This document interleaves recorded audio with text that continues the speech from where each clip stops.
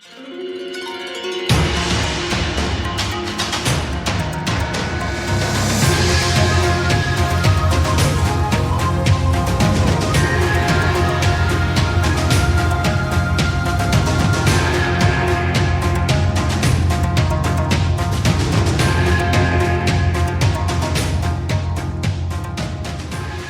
know, they say all podcasts are created equal, but you look at The Lost, and you look at the Warrior Shrine, and you can see that statement is not true. See, normally, if you go one-on-one on another podcast, you got a 50-50 chance of hosting. But I'm the Razor's Edge, and I'm not normal, so you got a 25% at best of co-hosting with me. And then you add Shad to the mix, your chances of hosting drastic go down. See, at episode 123 of the Netherkast, you got a 33 1/3 chance of hosting, but I got a 66 2/3 chance of hosting, because Jango knows he can't beat me, and he's not even going to try. So Smokeman Joe, you gotta take your 33 1/3 chance, minus my 25% chance, and you got an 8 1/3 chance of hosting the Nethercast. But then you take my 75% chance of hosting, if we was to go one-on-one, and then add 66 2/3%, I got a 141 2/3 chance of hosting the Nethercast. So Smokeman Joe, the numbers don't lie. And they spell disaster for this episode of the Nethercast. Welcome to the show, everybody. Smokeman Joe. I see what you did there. That was good. I mean, I know you were reading from a script, but you almost had it. You almost had it. I think you had it just as much as he did. There's no way I could do that without his... I don't know where he came up with all of that off the top of his head. Apparently... I don't think anyone, like... And the weird thing is, like, the math doesn't make sense, but the addition and subtraction does? So, like, apparently Scott Steiner is some kind of idiot savant at math. I like that headcanon. I'm going to keep it. So anyway... Welcome to the Nethercast, everybody. This episode we'll be reviewing Mortal Kombat Legends: Scorpion's Revenge. It was so fucking satisfying. I was really, really happy with this movie. And I know there's going to be people who are like, but you guys hate everything. You're, like, such a stickler for continuity, and this had so many different things that are not right. And it's like, how can you like this and not like the games? And it's, man, this is an adaptation. It's, you gotta expect. There is that. You gotta expect some changes. The other thing is, like, when I was watching this movie, it put me in the headspace I was in when I was, like, 10 years old and the 1995 movie came out. And, like, when I was a kid, yeah, there were complaints, like Katana shouldn't have been there, and Scorpion and Sub-Zero weren't allowed to do anything, and Johnny Cage isn't supposed to fight Goro. But I still love that fucking movie. There's a lot more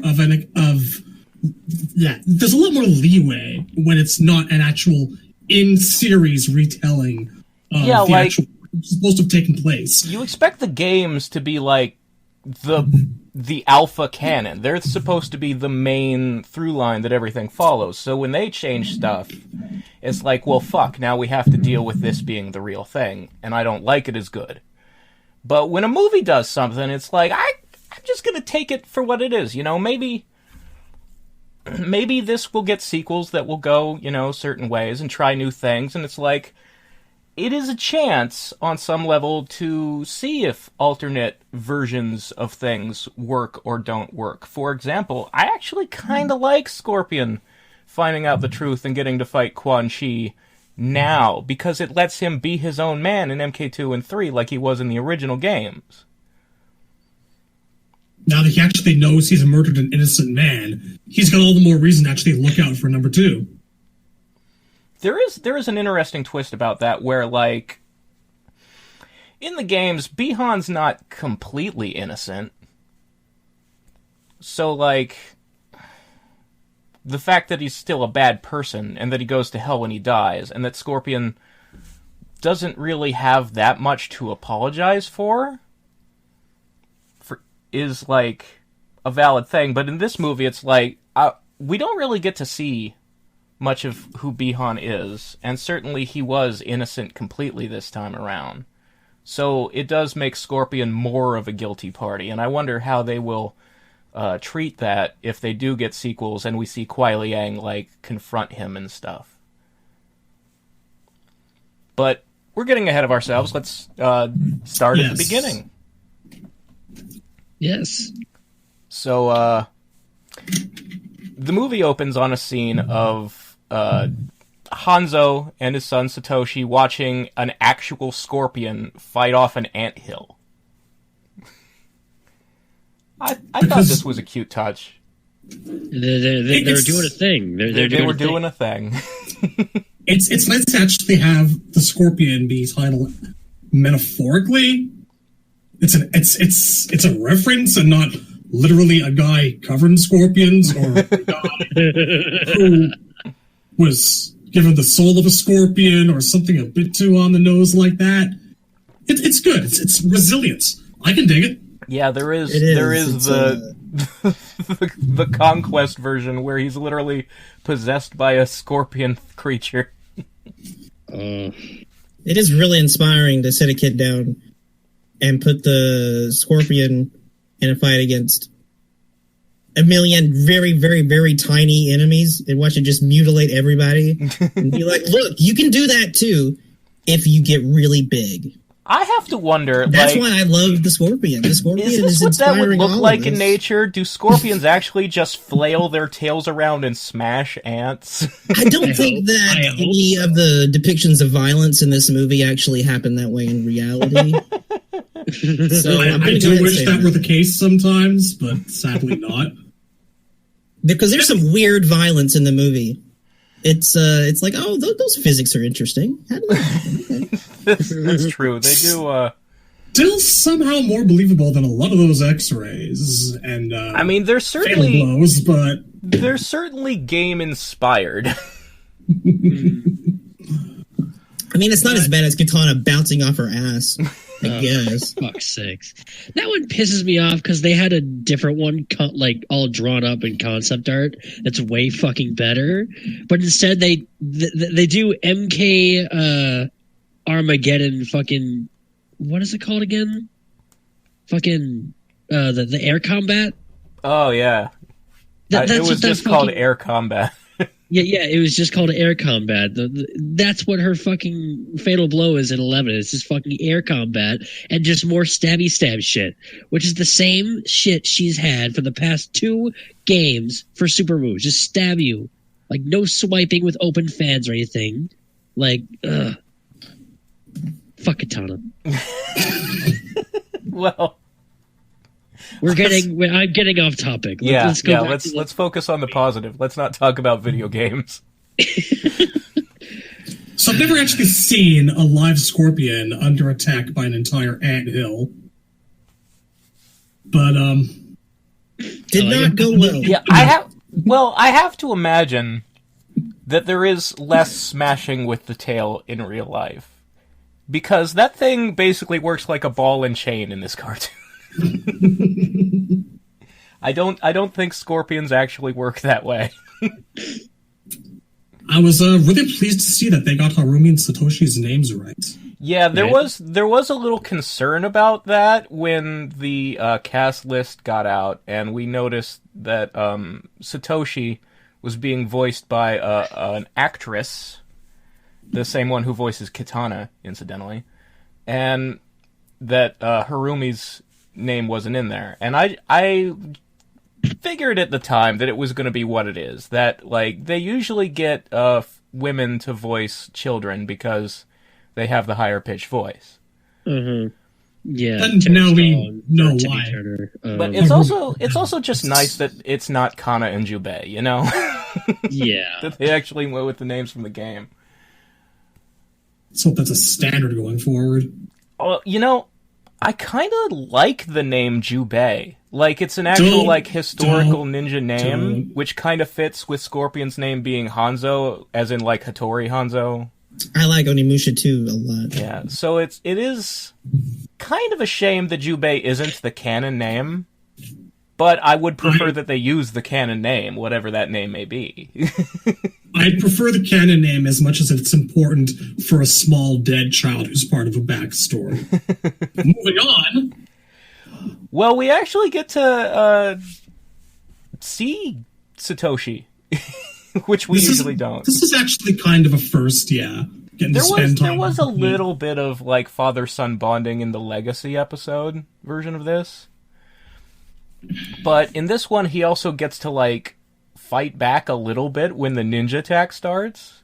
Which is I think the most brutal fucking thing in the movie. Like, it is the goriest sequence by far. It's the goriest, and it's probably has like some of the best like choreography. Yeah, there's some.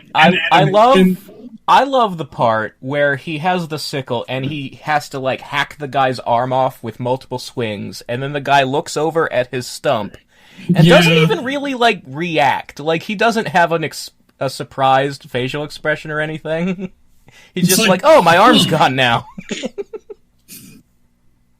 The animation, especially that rage part where he's just so angry, it all goes ultra low res sketch, and he's slow motion punch. It was all so beautiful. That actually might have been the single most violent thing MK has ever given us. I love the part where, he's just completely lost, smashing the guy on the ground, and then when he finally like realizes what's going on and looks down at the mess of intestines and chunks, and then he looks around and realizes that he's all the way outside. I don't know about you guys, but like I got a line from Sin City, the first movie, go through my head while that was happening. I could just hear Marv going, "By the time I was done, I was just punching chunks of bone into the wood paneling." My favorite detail of when he's actually out, when he realizes he's outside, is that like when the camera pulls back, there's blood coming down the waterfall. Oh yeah, that was great. So then Sub-Zero, who they telegraph it nicely, because once Hanzo goes on his bloody murder spree and leaves Satoshi behind, like hiding in a closet, like there's a moment where Satoshi like breathes and you can see his breath, and it's like, oh, it's getting cold, Sub-Zero's coming. Dun dun dun. Excellent foreshadowing there. But yeah, this movie does not shy away from murdering the child on screen. It was I thought it was going to be a spine rip, but that's not really a thing, because apparently in this universe, the spine rip is Scorpion's fatality, and he does it very well. Listen, I can't lie to you guys. I thought this thing was really trash. I thought this movie was really, really, really bad, and I know you guys liked it. It's whatever. I feel like if you, it is fun if you want to like do like a popcorn flick type thing. It's cool, but that's kind of what it's all about. Anything that's gonna like do the MK1 tournament where Goro loses the tournament because he got shot in the back of the head by someone he wasn't even fighting. We'll get there. Oh, I get that. Like there are two big complaints. Well, 1.5 that I have, and that is the one. I've got a lot of complaints. The end a half is I don't think they should have killed Reptile. That felt unnecessary. They could have just knocked him out or something. Well, at least that one I've got a callus to at this point slightly. I felt this sting before. And Baraga, I guess. Well, I mean, we don't actually see Baraka die. You never saw a body. No you body, never saw a body. No body, not dead. Yeah. There was a lot of things that I didn't like in this thing, but really the big things that bugged me were like this was basically Scorpion kills the combat universe. He was overpowered, I would say. Like, every time the spear comes out, he kind of instant wins whatever he's fighting against. It'll be nice to actually have him get some competition next time. I think there are... There are sacrifices and expectations when something is only 80 minutes long and Scorpion is the main character. I'm hoping that the sequel will be from the POV of Sub-Zero or Liu Kang, and that won't be the problem next time, you know? Dude, I don't know. I think Scorpion's gonna kill Shao Kahn. I'm pretty sure. I'm pretty sure he's gonna kill all the Elder Gods, too, after that. We'll get there. Now you're just shitposting. I would definitely play this video game. And this is the next reboot for the game. There. See, that's the other thing, is like, Scorpion whatever is the they got protector wrong of in Earth. this, they still got more wrong in MK9. Like, Did they, though? yes, like, by a lot. I'm gonna give MK9 this. You know, It had MK9 had a turns. noob Saibot and a Bihan in it, and they actually talked to each other, the two brothers. I think Bihan had actually one line in this movie, and it was, Kano, you're dishonoring the tournament. I mean, And that- Quan and Chi that's it, then he disguised was as Sub-Zero dead. has a couple lines. Well, sure, but that's not actually Bihan. And Also, Here's my thing, is that... Noob Saibot is more of an MK2 and onward thing. Yeah, see, those are things that happen after MK1. Like, I'm saying, those are like, sequel no. concerns. There's not really much care for that now, though, because they wasted a lot of that stuff. They just did that stuff a lot without Bihan's involvement, actually. Dude, there was a fucking, like, Scorpion had to go after a Shinnok flash drive in this movie?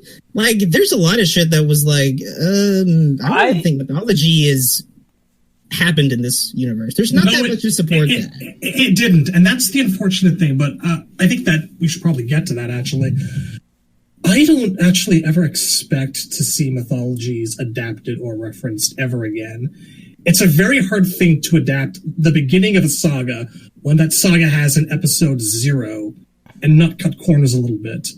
Like, unless we get MK Mythologies, the movie, at some point to start things off, it's never going to happen. Yeah, I think... Well, here's my I thought about, get like... why they did it. I wish it were otherwise, but I understand it. Yeah, the thing about, like, Bihan and screen time is that he doesn't really deserve any. Like, Mythologies was a thing that he's in, not a thing about him. And I theoretically, if there is a second movie, I would, have it be from Kuai Liang's point of view, like him and Liu mixed, the way this is Scorpion and Liu mixed. Leaning more towards Scorpion. But, like, I would, start that movie with, Kuai Liang at the Lin Kuei Temple. He's, finding out his brother is dead and being passed the mantle of Sub-Zero, and maybe there are flashbacks in there where we see the brothers together, so we get to see why Kuai Liang, wants to avenge him.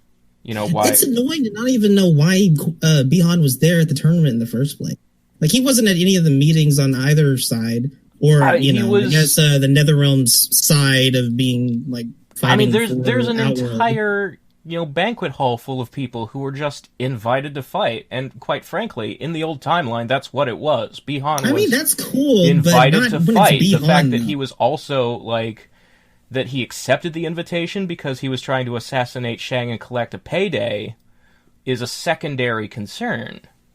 At the end of the day, but we don't he's at have the any tournament concerns in because this he's movie one of for the best Bihan. fighters in the world, so he got the invitation. The end. There's, like, nothing to go on as far as his reason for being here in this movie.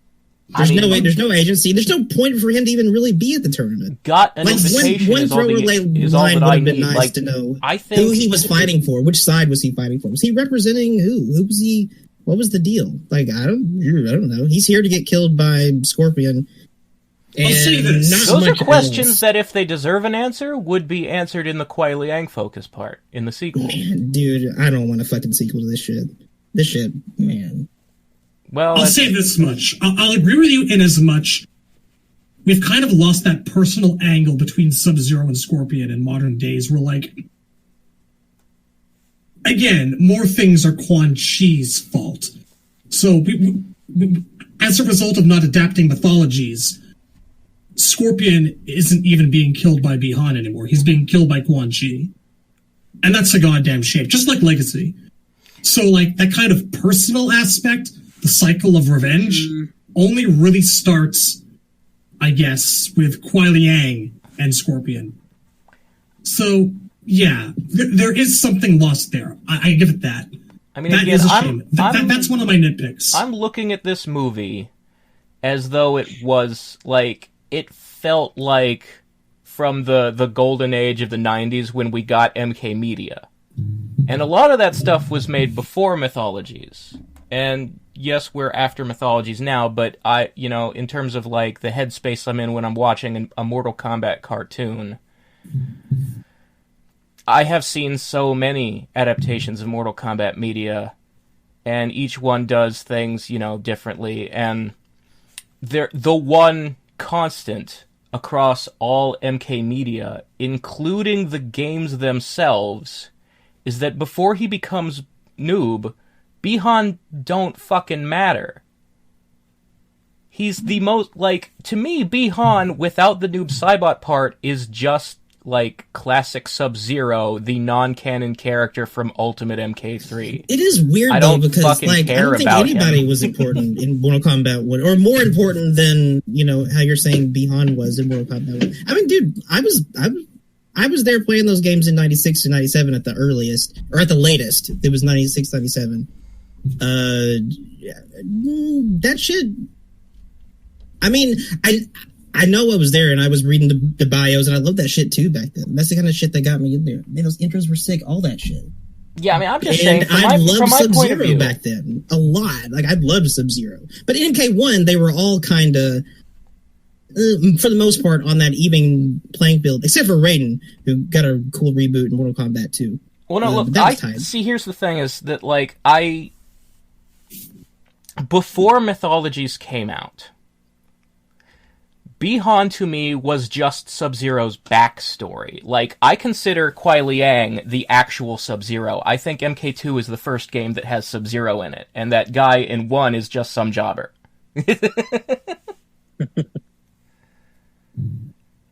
And that's just kind of how I've always sort of looked at Bi-Han, and that's one of the reasons it's so frustrating to me that so many people want to see him, like, come back to life and not be Noob anymore, is like, who gives a fuck that's about Bi-Han as Sub-Zero? He's the most boring part of the story. Yeah, Bi-Han should definitely stay Noob. That's his whole deal. I would like to see him, with that personality that he used to have, that kind of excuse-making narcissism, I'll retire after I'm done killing. Absolution. I would really like to see Bi-Han just get straight up Bi-Han to know what she's involved in, because he would still be a dick. If you had a full 2-hour movie, obviously every character deserves more screen time, and certainly, like, I would not say no to, like, actual characterization for Bi-Han. Honestly, in a game, like just one story mode chapter of just Bi-Han Noob. I mean, Bi-Han Sub-Zero, and get to see and show, because I think a lot of people don't know, like you said, like, this dude was an asshole before he was Noob. And just to have a few, or like have a scene or two of him as that would be really cool. Yeah, like the transformation has more gravitas when you know he was already evil to begin with. Yeah, I guess that's, like, I'm being harsh when I say I don't care about Bi-Han as Sub-Zero. It's just that Bi-Han as Sub-Zero was a villain. Mythologies is a game where you play as a bad guy forced to fight worse guys. And man, that really makes Kuai Liang a much more interesting character too, with that after you know that dynamic of how Bi-Han was before that, and like kind of, and how that's not Kuai Liang, and that's not his deal. Right, but like you look at... So my thinking is just that, like, look, this movie is Scorpion marketed because he's kind of the mascot. He's sort of... It's like you put Mario on the cover of Smash Brothers, It's just how it's going to be. I think for a sequel, you kind of have to do Sub-Zero. It's Scorpion and Sub-Zero. That's the way people look at things. That's the casual view of Mortal Kombat. They know it's the game with Scorpion and Sub-Zero. So I feel like when they do MK2, it's got to be about Kuai Liang. And you can't, like, this story started with Hanzo's backstory. That was the opening scene. So I feel like the opening scene of the next one would be some, like, Kuai Liang hanging out with Bi-Han flashback stuff, you know? That's just sort of how I expect it to go. So it doesn't bother me that he didn't get a lot of focus in this. Because I see that happening in the next one. Where were we? The last scene we actually talked about was Hanzo smashing corpses, and then Sub-Zero kills his son. Yes. What about the progress we've made? So the next scene. Well, I will say, Opening like, credits? I do share the little bit of disappointment that the way Scorpion died was not a spine rip. Yeah, it seemed kind of the overly... icicle in the mouth was a little bit meh. It seems like it just was a bit. try hard. I like the way it was animated, where the camera cut to behind the big chunk of ice he was stuck to, and the blood was spreading across the ice. I did like that. Was kind of artsy. I would have liked a spine rip though. The spine rip is it saddens me. It's kind of strange that that wasn't the go-to idea. It's Legacy also, Season They had 2 to is save like him for Scorpion, man. That was Scorpion's fatality now. I mean, Legacy Season 2 is Deception. like the only fucking one that has actually showed Sub-Zero ripping out a spine ever. wait, is Legacy it? I thought in Season Legacy 2. Scorpion did it again. I think it was Sub-Zero. No, it was Scorpion killed Scorpion Sub-Zero definitely with did the it, yeah. He spine did it in rip in Legacy. Yeah. I feel like Sub-Zero killed someone. Now, let me go look this up. I don't even remember Sub-Zero, like, fighting anybody other than Scorpion. Maybe Bi-Han did in the first season, like just some jobber, maybe. I can't remember. That's been a long time. No, Well, I don't. because in the first Scorpion season, definitely we only see killed- Bi-Han, like, Scorpion and Sub-Zero fight in the woods, and then Yeah. Scorpion runs back to the village and finds them all dead. And then Sub-Zero, who's actually Quan Chi in disguise, like, grabs him from behind and freezes him. And then, like, that's the killing blow. He's just frozen solid. And then Quan Chi, like, whispers, I'll bring you back if you agree to fight for the Nether Realm. And the body, like, lights on fire and breaks out of the ice, and that's it. And then in Season 2, I don't think they really fight until, like, the battle at the tournament. Which ends with Scorpion pulling Sub-Zero's spine out. Never mind. Fuck. So yeah, I don't think in media we've actually gotten the spine rip done by the guy who does the spine rip. Feels good. Fuck's sake. I mean, that's a shame. I feel like it's almost even more of a concern because, like, we know this is Quan Chi in disguise, and it's like, look, I can buy that Quan Chi can cast an illusion to make himself look like a dude, but I don't then want to see that dude also use the ice powers. That's Shang Tsung's thing.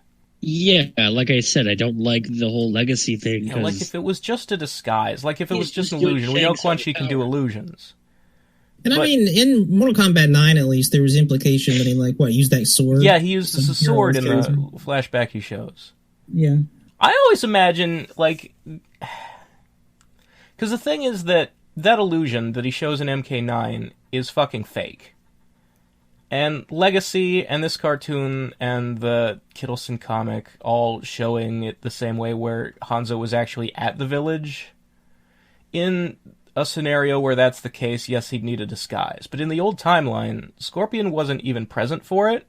So I always imagined that Quan Chi just strolled into town and set all the buildings on fire as Quan Chi. Yeah. Because there wasn't anybody left to be like, that shit was Like, he doesn't even need way. an army of dudes. He's an Yeah. arch sorcerer from hell, and these are a bunch of farmers. He could just shoot lasers at everybody's houses. And that's the end of it. I mean, I did propose the idea that the ice is also a disguise, like, for skeletons. I mean, that's pretty elaborate. It's stupid as fuck, but it's funny. I just, look, it's an 80-minute cartoon movie. Just take it as it rolls, you know? Just go with it. It definitely does feel like it got some of that Warner Brothers treatment. Like, let's movies in one. Let's put everybody in here. Let's do the first tournament and Scorpion at the same time. No one will notice. I think... Send them camping. So we go from that to Hanzo in Hell, and... looking a lot like Samurai Jack. That's true. Got a demon torture looking a lot like Moloch, but it's not Moloch. I mean, it's definitely a Moloch-inspired design, but in the end credits, he's just demon torture. Like, they don't call him Moloch, so... It's Mobrock. It's Brolock. Brolock, that's what it is. Love him. Lockbrom. And they didn't really kill Reptile, they killed his twin brother, Schmeptile. You laugh, but you can always hand wave that. There are so many historians. He wasn't addressed by name. He wasn't, but he was wearing Reptile's costume. Yeah. At least Moloch was like not wearing Moloch's deal exactly. It's true. They didn't say his name or Baraka's name, so any of those guys could in fact it just wasn't Reptile kills the combat universe. It was Scorpion kills the combat universe. Could just be a generic Tarkatan Saurian. Could be anything. They have leeway. Yep. But I wonder when Scorpion will do the kiss of death. Anyway, I mean, he technically or the shadow kick. Somebody's got to do a fucking shadow kick at some point. What the goddamn? We're gonna get to that. There's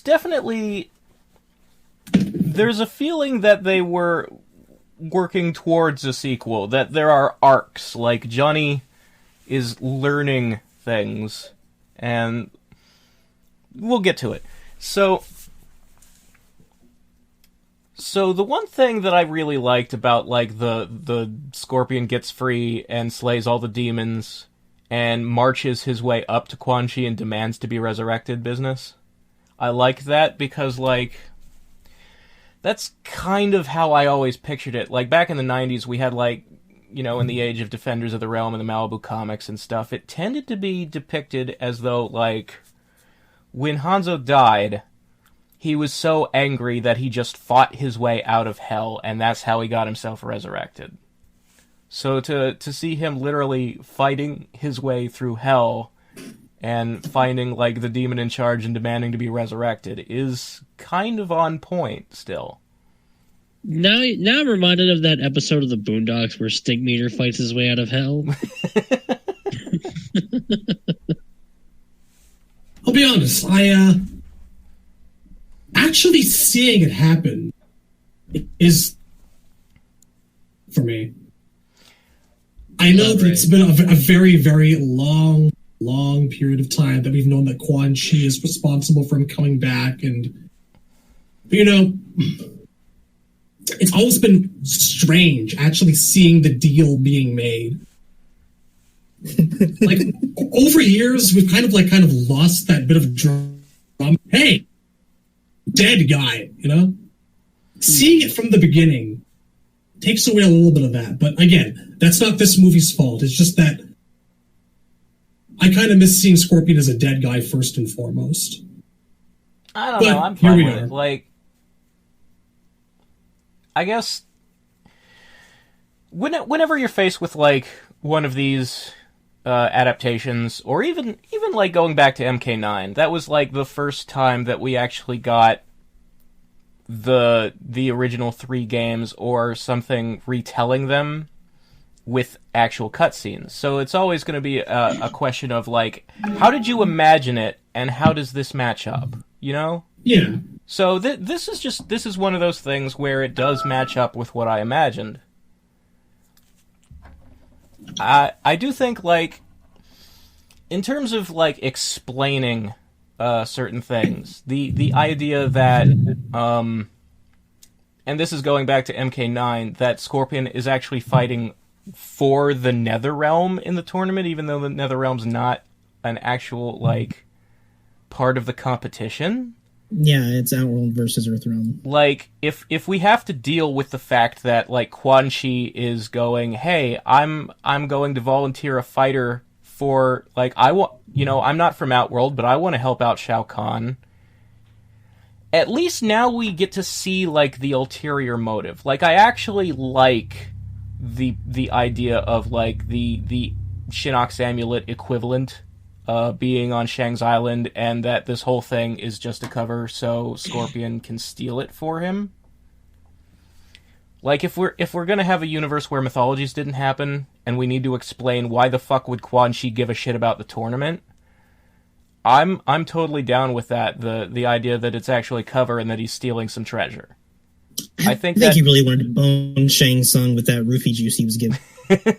I think that was acid. That was acid. It did like smoke when he poured it out on the ground. Yeah. I suppose you could still call it roofie juice, because after he's dead, he can do whatever he wants with them. Go to sleep. That is a kind of roofie, yes. But let's not never again. So how about that boat? Yeah, everybody gets their own Which nether boat? ship, and the Scorpion's boat is a big old iron demon boat. I liked it. He's got it all to himself. I thought that was kind of cool, actually. I did like that. Just with that Netherrealm scene, I didn't like the Scorpion was. And speaking of the boats, there's one plot detail in this movie that I really, really liked. And it's the implication that Quan Chi can only resurrect Scorpion, can only, like, bring him back to the realms of the living, because the veil between realms is taken down whenever there's a tournament. So, like, that could be a thing you could actually use, like, you could transplant to another continuity and then have control over all the rampant resurrections in this fucking series. Is to say, well, the dead can only be brought back during tournament time, because that's when the portals between realms are allowed to open. This series has needed a little bit of dead person damage controls. I'm happy with that too. Yeah. I think it's what the series suffers from a little bit more than most things is the lack of a set of rules, boundaries for stuff. Yeah. It's like not only dead people, but, you know, up until recently, no one was really sure how many victories in tournaments it took, or how often the tournament was supposed to take place. How exactly does the tournament prevent you from taking over a realm? That kind of thing.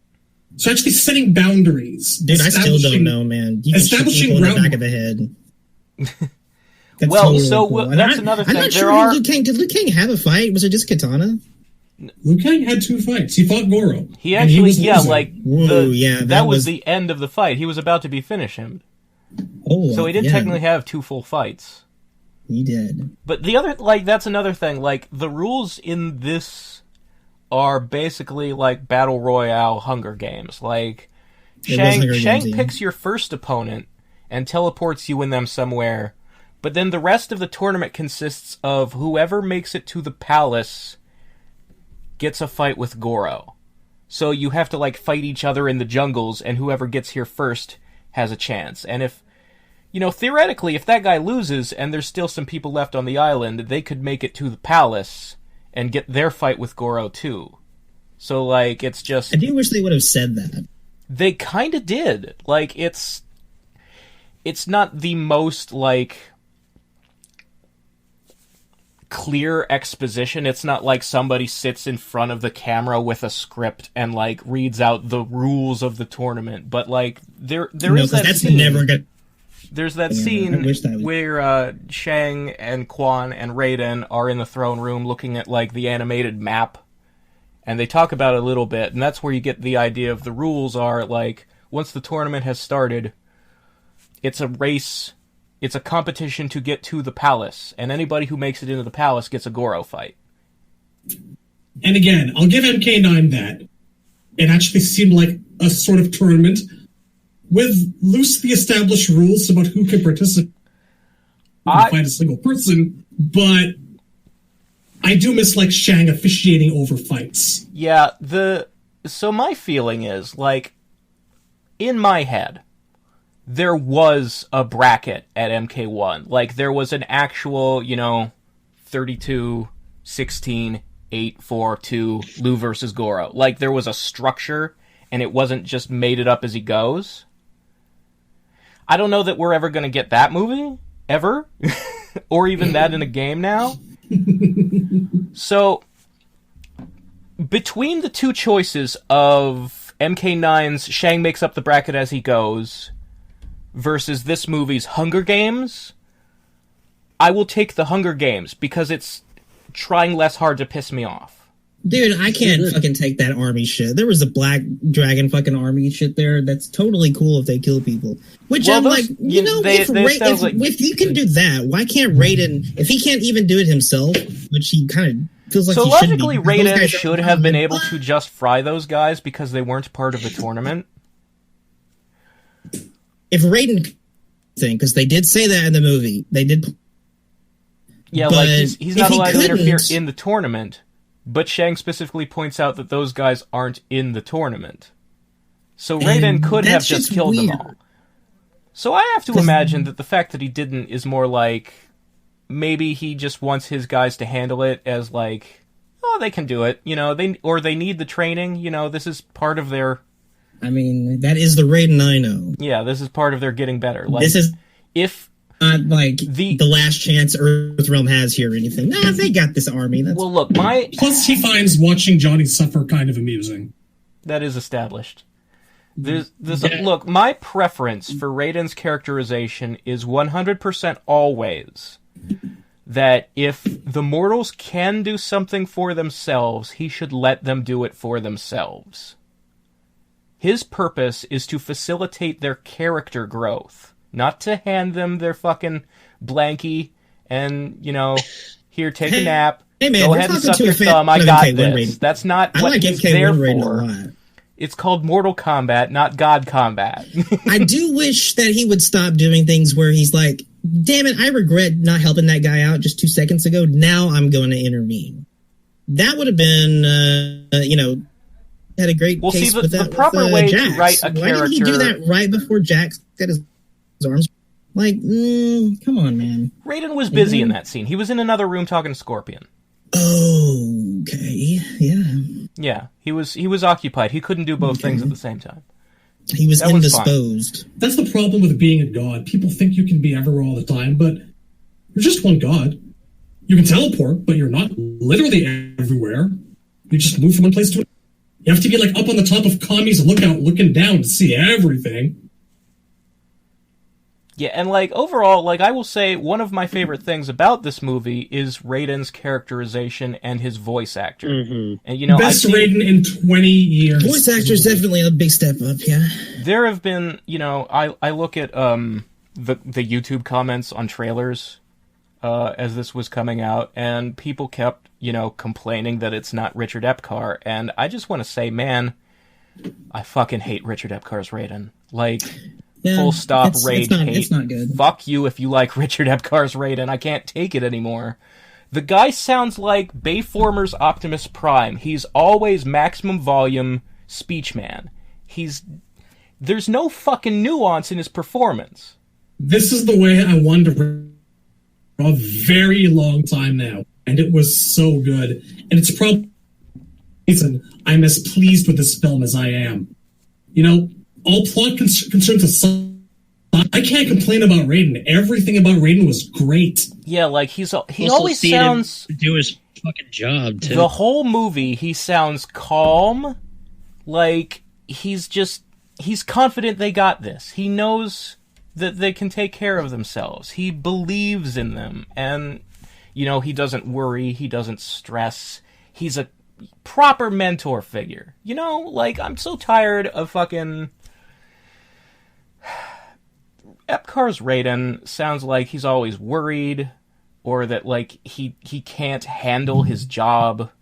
He's always, like, unsure. Like, he's, it's this total, like, feat of clay trying to, like, bring him down to earth and humanize him thing. And in this case, it just does not work. Like, the Raiden I want to see is, like, this fucking calm, whispering, always has good advice. He's able to, like, guess people's motivations without knowing them. Like, he can't see the future. He can't read minds. He doesn't know that Scorpion is, like, doing Quan Chi's bidding specifically to, you know, get his family back. But, you know, he gives him a look over and he guesses. And it's like... That's a good point. You know, he's got insight. He didn't know that Liu Kang was, like, about to die with his fight with Goro. He was still pretty cool about it, though. Yeah, like, even when he's worried that Liu's losing, he's not, like, losing his composure. I need, like, that, just the calm, zen tone of voice. That's the Raiden I want. Like, if even, like... And, you know, there's episodes and episodes and episodes of us going on about how we preferred Christopher Lambert over every other Raiden. And, you know, just that threshold version where he cracks jokes and is sarcastic to them. Which he does have a sense of humor. And, like, even in a world where we can't have funny Raiden, at least we can have, like, calm whispering Raiden. And that's my jam. With a dry sense of humor. I'm not sure. Yeah, that's the thing. He still does have a sense of humor. Like one of the reasons why he picked Johnny was just because he thinks he's funny. Yeah, like that is a good line where like Johnny because it amuses me. Johnny spends most of this movie thinking he's actually on the set of a film. Like he doesn't even know he's at a martial arts tournament. That is something that he tends to do every time they do a Yeah, and Liu Kang is like, should we tell him? And Raiden goes, his journey is one of discovery. Also, I find it amusing. I don't think that Raiden would actually zen, though, like, when Earthrealm is about to get taken over, which it was, like, two... I think you're and I think you're looking at it as a done. human. Like, if you were in his shoes, you'd be worried. I mean, it's his Raiden realm. genuine believes Liu Kang is going to win right up until he doesn't. And then I think you're a bit too used to Richard Epcar's Raiden. Dude, I'm not used to Richard Epcar's Raiden at all, but that dude is a fucking retard. A properly written Raiden should almost seem like he knows the future. I am 100% fine with Raiden being cool. People died because, man, he's brought people to the tournament 9 times in a row where they've all. He's probably built up a callus to it. Yeah, there is that. Yeah. The 10th time here, whenever, like I said, 2 seconds later, your realm is gone now. It's Outworld. I don't know, man. Well, he's got to be prepared for that. Well, if you look at the way this movie ends, where like, okay, Liu didn't win, but the reason Earthrealm wins anyway is because of a talk Raiden gave to Scorpion. Yeah. So, his plans still came to fruition. He had everything under control because he's good at being a mentor. He's good at giving people wise advice. He's competent. No more Blunder God. The Blunder God is dead. May he never return. Oh, the Blunder God will be back the next time they make a video game. We just don't have to worry about it. God, no. But yeah, like that was one of the main appeals of this movie for me, was just seeing Raiden have, so much composure and, be wise and be eloquent. It is definitely amazing what could happen when you get a decent actor in there to play that part. Richard Epcar is just not a good match. Yeah, I think... Like, I don't want to disparage the man as an actor. I'm sure there are things he's good in. Yeah, it's just not the right fit I've seen several anime that had him too, and I don't really like him in those either, so I'm teetering on the level of being insulting where I don't want to be, because I don't know the man's whole, filmography. He genuinely seems to love Raiden, though, and sees it as his big, he's very enthusiastic about the part. I don't want to disparage him either. It's just that it's been long enough, I think. I think we need a change of pace. There are some voices that I think are perfect for the role. Like, obviously, it was very nice to have Patrick Seitz as Scorpion. Nothing against the guy who did it in 11, but that guy was mostly playing a Hanzo who never yelled. And Yeah. Seitz is really good at the anger and the passion parts. 11 guys. 11 guy, even when he's playing young Scorpion, he does not sell it very well. In my opinion, you can't really replace Seitz as Scorpion. Yeah, I feel like that's just Scorpion now. And there are mostly new voices in this, like people who haven't done their characters before, and yet I feel like pretty much every voice hits the nail on the head. Johnny was especially solid. Oh yeah, Loved him. I think what's her name, Jennifer Carpenter, who played Sonya? Yes. Yeah, she did a great job. Yeah. No I thought complaints about the voice. Lou's okay. I really liked the Liu voice. I thought that one of the things that especially endeared me to it is that he did his own Bruce Lee howls in the fight scenes. Nice. They were not afraid to let loose with the turkey shoot. I'm really glad about that. Like, it's very rare in adaptations for them to give Liu the noises. Like, Robin Shou never did them. To me, the noises are like a core part of Liu Kang. Like, it's not really him if he's not making the noises. Right. It's also that's another discussion. Just them not even doing it in the game, like with the turkey noises for Liu and the Johnny bought a car shit for Raiden. Like, that shit's not even in there anymore. Well, no, Liu still makes the noises in 11. In 11. He does. He does. Okay. There was a thing in X where human Liu would make the noises and Revenant Liu wouldn't. Oh, okay. That was kind of interesting to me, actually. Okay. Back when they actually programmed separate voices for the Revenants from the human forms. I think the only voice complaint that any of us really have is Steve Bloom as Bihan sounding exactly like Kuai Liang. So here's my thing about that is I never really... Hang on. Because he has so little dialogue anyway, I can let it slide. Yeah. Well, for me, it's that I never really...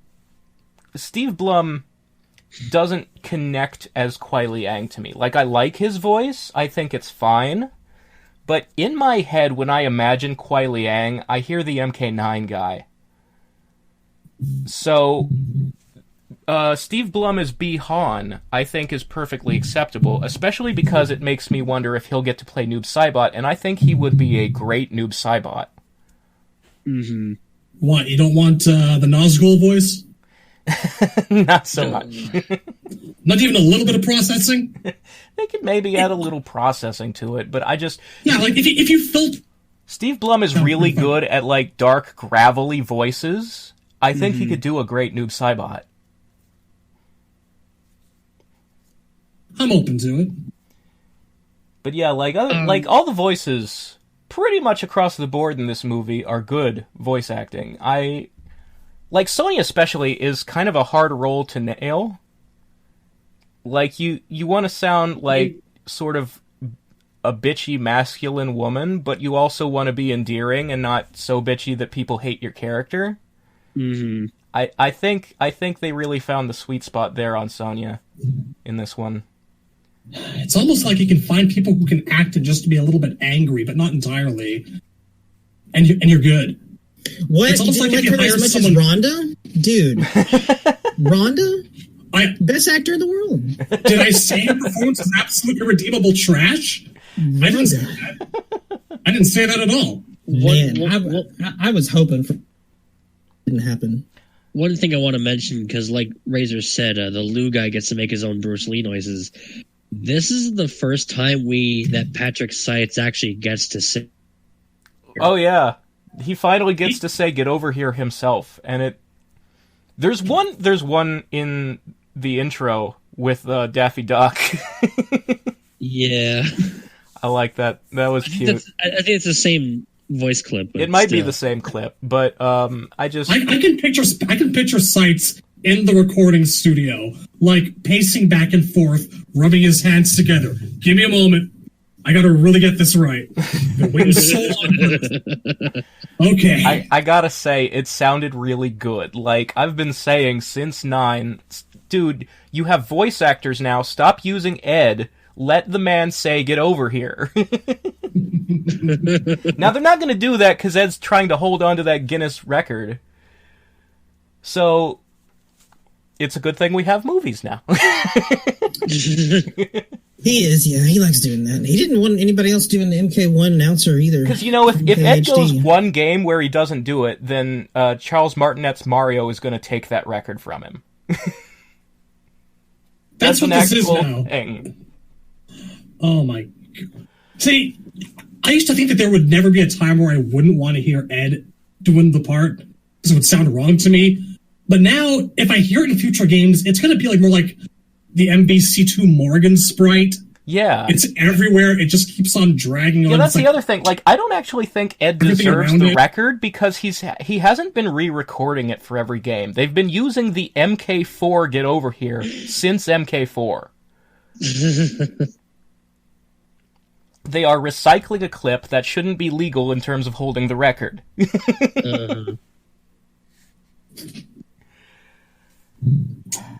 So what do we cover now? Like that's voice acting. Right. So we got as far as are. we skipped ahead a little bit to the boats. I want to talk about the scenes where they introduce Liu, Johnny, and Sonya. Johnny in particular I want to get started with because we've kind of been going back and forth a little bit recently as to like whether Johnny is a superstar or he's a B-movie actor who thinks he's better than he is, or he's an actor who's just kind of fallen on hard times a little bit. And this kind of seems to go with options. Yeah, this was definitely like A-lister who's fallen on hard times. And I want a shout out for... There are several people in our Discord who, as they were watching the movie, the real diehards, they pointed out, like, the blonde who was, like, breaking up with him and leaving his apartment is like, is that his ex-wife from the MK1 comic? Is that Cindy Ford? And they don't say her name, so it could be. Color me fucking impressed. Nothing would make me happier than a comic shout-out. But, like, this movie actually, it kind of proved to me that, he doesn't need to be still a AAA studio star. Him being less successful than he once was, but still having the attitude, not being desperate, but still being, just up the career a little bit. Yeah, I like it. It works. Yeah, I think this is the exact, like, right point in his career that it should be. As opposed to, like, Legacy, where he was a complete non-starter, where, like, the last thing... He was basically a parody of Jason David Frank in that. Mm-hmm. They really pushed the, like, ex-Power Ranger gag. And I think the reason they did that is because his actor Matt Mullins had played a Kamen Rider once. But it was over the top for me. Like, I don't want to be reminded of, like, the fact that Tommy never did anything other than Power Rangers when I'm watching Johnny Cage. But yeah, like, one bit I really liked is the part where he's like, okay, so first, like, he pours himself some wine and gargles it. like he's too lazy to brush his teeth, so that's what passes. And then he leans backwards on his couch, and he looks at his trophy shelf, and you get to see that he does have, like, a bunch of trophies and championship belts, and, like, a photo of him winning a karate tournament. So it definitely establishes that he had, like, a legit martial arts career before acting. And I think that's, like, that's a good touch. That's an important, like, part of it, because I always figured he did. And that was, like, part of his unspoken backstory, it seems like. They never actually go into depth with, like, him being presumed to be a fake or anything. Well, there is one line that I kind of have a complaint with. They're at the tournament, and he says, I'm not Tom Cruise, I act. I let the stunt people do the stunt shit. That was out of character. Just a bit, yeah. But they do redeem it a little bit later on where they're like, holy shit, Johnny Cage can actually fight. Well, a little bit. That's something that actually bothers me with Johnny Cage in this movie, because I do think he's kind of flanderized in this movie as some kind of complete idiot. Well, I do think that... So there's it's a thing with... starts off.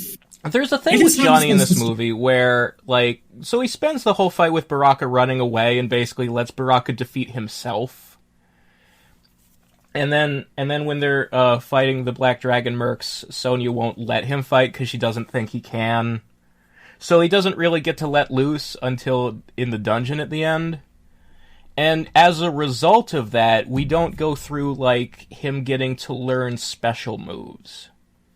So I'm hoping that they're, like, that they've deliberately saved off on that because they hope they'll get a sequel and they can explore the green shadows when Shinnok is more of a thing.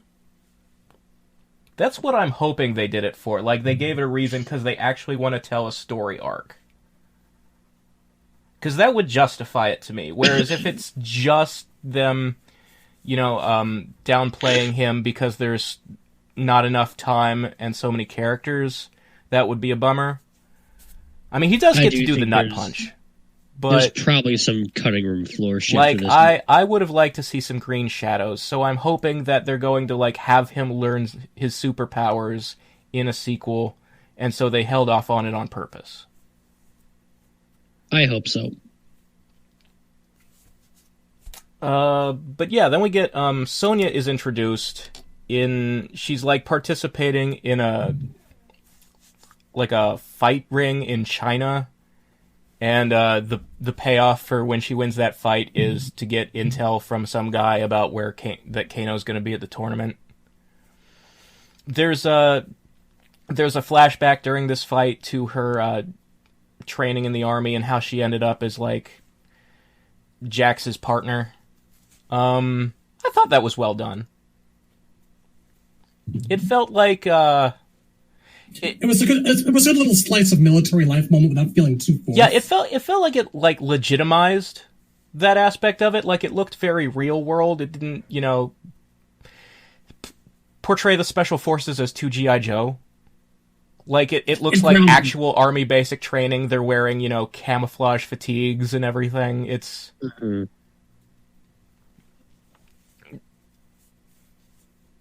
I think there is a worry sometimes, because, like, you look at the Tobias version, like in the old comics, and it's, like, a bunch of guys in spandex wearing 10 bandoliers. See, that was every single military outfit in a comic book in the 90s. Yeah. Spandex, bandoliers, pouches. If John was today writing those comics, none of that shit. None of it. Probably not. Tastes have changed. I do think that, like, I look back at those things now, and it's like half of the Special Forces guys look like MK3 Sub-Zero. You're never going to not sell me on Sub-Zero needing a business card or Smoke not being a pilot, though. Some things are eternal. You know what? Maybe you'll get your wish in the sequel. They'll have Kuai Liang handing out business cards. I just want to see Smoke flying a stealth jet. That's all I want. All right. So, Liu Kang and Raiden vis-a-vis intros. Well, Liu Kang is, I think, the first one that pops up. Yeah, in order, it's Liu Kang first. I wanted to talk about Johnny first. Sorry about that. Yeah, Johnny's the more interesting scene. Liu Kang was a fairly standard scene. We get to see him basically meditating and train with Raiden, and I mean, it was a good standard introduction. Both those characters were on point. It introduced that Liu can meditate in the middle of a fight and enter bullet time, which he uses later in a fight. I mean, that's against Goro. That was a nice trick. That thought did occur to me. I was hoping for that to pay off a little bit. I kind of wish that, Raiden zooming through the darkness in a zigzag pattern hadn't been part of the trailers, Because fuck, that was sweet.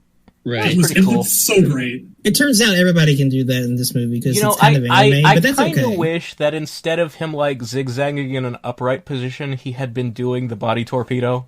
That would have been cool. Yeah. That would really Once cool. he actually starts fighting, I think you'll see it. I do hope Raiden gets to fight in the sequel if there is one.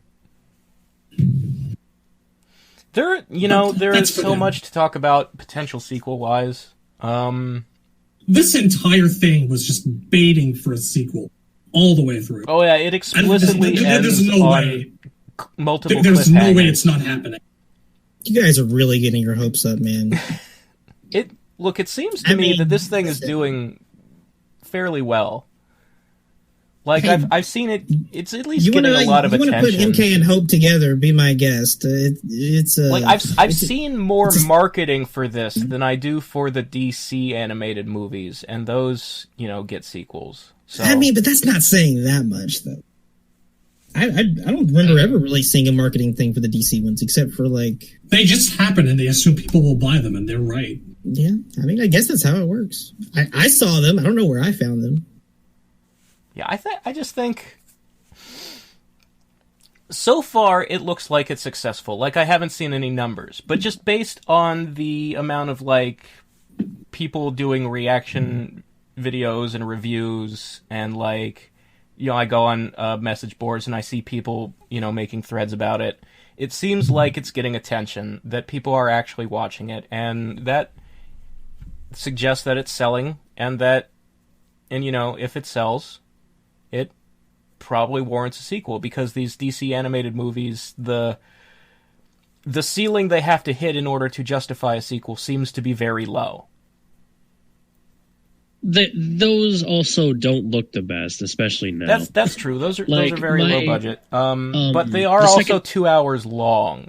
Yeah. When I brought over my friend here to watch it a second time, he really likes a lot of the DC animated movies, and he kept saying how much better this movie looked visually. Yeah, the animation is definitely a higher tier, maybe 2 tiers higher than the average. Like even, those like, new the 52 background ones paintings. especially tend to look jank as fuck. They look jank. Like that's one of the best things about this movie is how like elaborate the choreography, like how well animated the fight scenes are. And like how well drawn everything is. Yeah. Like How sleek and smooth. I don't remember. I don't think I had any problems with the art style or animation or anything. The only thing I thought actually looked weird was Liu Kang's face. He kind of looked like a Marvel vs. Capcom Infinite character. He's got very pronounced cheekbones. I'm not sure what was going on there. Everyone else's face looked fine. He was just a little. I thought he looked even a lot of the backgrounds, like the surrounding areas in the movie, like Shang Tsung's palace, like the throne room, and they definitely like they put in the detail, like those. It was all so beautiful. Man, the lack of MK stages in that movie was also really disappointing. There were plenty. There were. I mean, yeah, okay, dude. The hang on. playtime jungle, yes, awesome. I'm so happy. We got the pit. We got Shang's throne room. You did get the pit 16. That was in the movie. They did the banquet hall instead of the courtyard. Man, I do wish I had seen the courtyard, just shrine. because like when they got off the boat, there were monks there. Those monks should have been at the courtyard. Yeah. I'm not sure if that was supposed to be the armory at the end. That is another thing. Like, because the movie is so rushed, once the tournament starts, like, the 50 people who were at the banquet hall just kind of disappear from the film, and suddenly there's only 6 people left. Yeah, Just like MK1. There really the wasn't a Dark Grove's Prison's Lair also stage in either. the movie, man. Like, there's tons of stages in this movie. There are, like... You got Goro's the Lair Dark is in Prison prisons. from Deception, which a lot of people don't even know is supposed to be on Shang's Island, so... I was happy to see it. Man. Does that bring us to the banquet hall scene? I suppose so, because we covered the boat, basically. I like they did the luggage gag from the movie. I like that. There's a cool bit where, as they're sailing to Shang's Island, once they pass into the Lost Sea, there's a giant sea serpent that swims by the boat. they do define that this place is neither Earthrealm or Outworld. Johnny's phone doesn't work. Yeah, there's a lot of in terms of like lore and backstory, there's a lot of like accurate pulls. Mm-hmm. Like they do a very good job of just like telling how everything works and what the island is and how the tournament works and everything like that. Yeah, there's one specific detail that goes by very quickly, but at least it's there, and I really liked it. When they get to the banquet hall and Shang gives his opening speech, and he's using he's projecting this visual of like the Elder Gods and the realms, and then he starts showing himself fighting Great Kung Lao in his MK3 outfit. Oh god, I marked that shit looked amazing. Yeah. It was so good. And MK3 Shang was probably the best thing in the movie, I think. It's really sad we get to see that. It goes by in a flash, but the scene where Great Kung Lao is lying defeated on the ground, the body standing over him isn't Shang, it's Goro. So, like, they don't say it out loud, but at least they did get the backstory right visually. There's another little Easter egg detail that some people picked out. I didn't notice it at first until it was, mentioned to me. When he shows the Elder Gods, there's a face in the stars behind them. Like, it looks like it's probably the one being. Son of a bitch, really? Yeah. Yeah, actually, I think I noticed that the first time I watched it. Yeah, if you really look like the cosmos behind them, there's you can kind of make out eyes, nose, and a mouth. I did like his magic shit. His magic shit did look... Oh, it gets better and better. Doctor Strangey in this movie. I thought he was going to show us the Infinity Stones.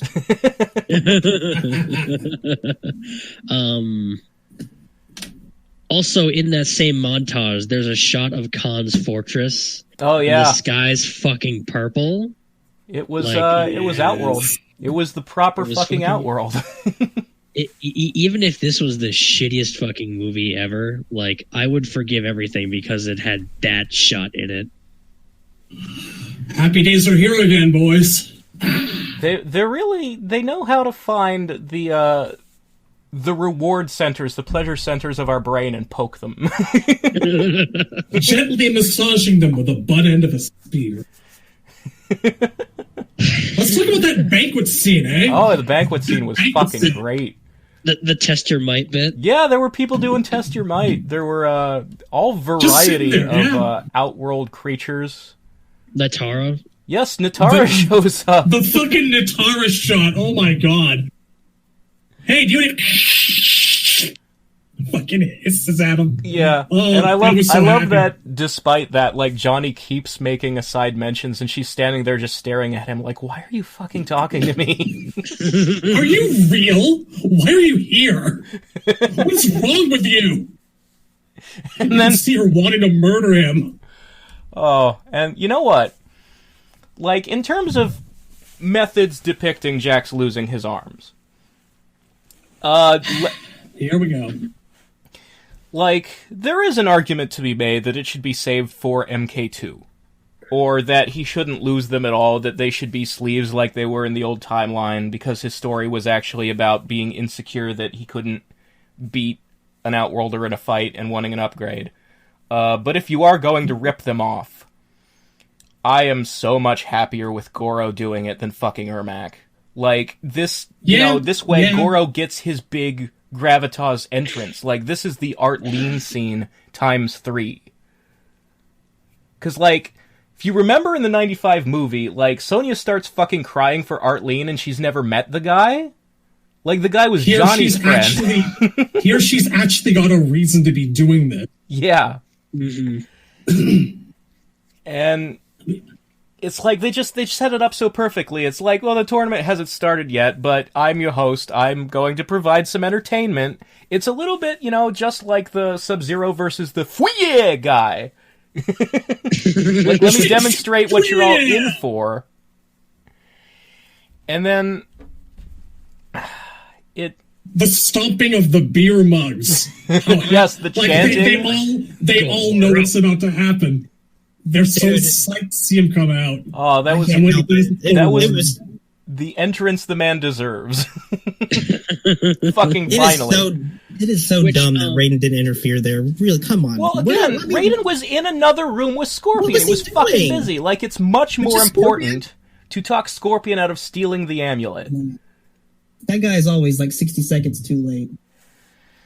And when he does show up, like, first of all, the fact that he showed up at all he does and was flick like, him, which also kind of makes it even worse. It's like, you know, man, these are the rules. This is not what we're here for. Stop fucking around. Like, he's actually doing his job at all, which is more than 9 gave us. Like, that was one of my major problems with MK9, is Raiden never enforces the rules of the fucking tournament. He never, like, uses his authority for anything. He's, like, afraid of Shao Kahn. Again, that fucking army shit. Like, Raiden wasn't doing anything in this movie. I mean, he was being a mentor and a guide. He made some chuckles, I guess, which was fine, but he wasn't doing anything. And he did not let Jax die. As soon as he knew what was happening, he came in, saved his life, and gave Goro the best bitch slap backhand ever. Well, until he got shot in the head later in the movie. Well, that was probably actually... So here's another thing about the mercenaries and Raiden not interfering. Because Raiden let them fight the mercs themselves, they bonded more with Scorpion.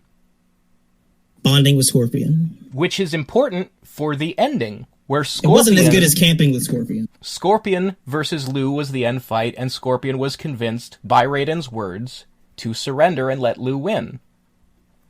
It's... You know, Raiden needs to be playing a game of chess here. You know, he needs to be intelligent and seeing moves ahead. If you do, you know, if you save the heroes, if you do the work for them, then they will never grow. They will never do things for themselves. I mean, Jax wasn't a hero in this movie, though. He was just kind of there. He followed her there, and he got captured, but he wasn't actually part of the tournament, right? Right, yeah, no, we're not talking about that scene. We're talking about the mercenary scene. Again, the reason he didn't save Jax sooner is because he wasn't there. Like, he was busy. We're talking about the banquet, though. Like, the banquet he was busy. Well, he was busy. Just because he's a god doesn't mean he can see everything. It's true. You may be looking at those two scenes and the time gap between them, like between him talking to Scorpion and the point where Jax gets his arms ripped off. Like, those are actually happening at the same time. It's just that a camera can't show us two scenes at once. It has to cut between them. He was fucking busy. Like, it's way more important that the amulet not be fucking stolen. Like, Jax came there of his own accord. He wasn't invited. He snuck in. He followed Sonya. He got captured. And he got slapped around. Because he was dumb. Unfortunate, but true.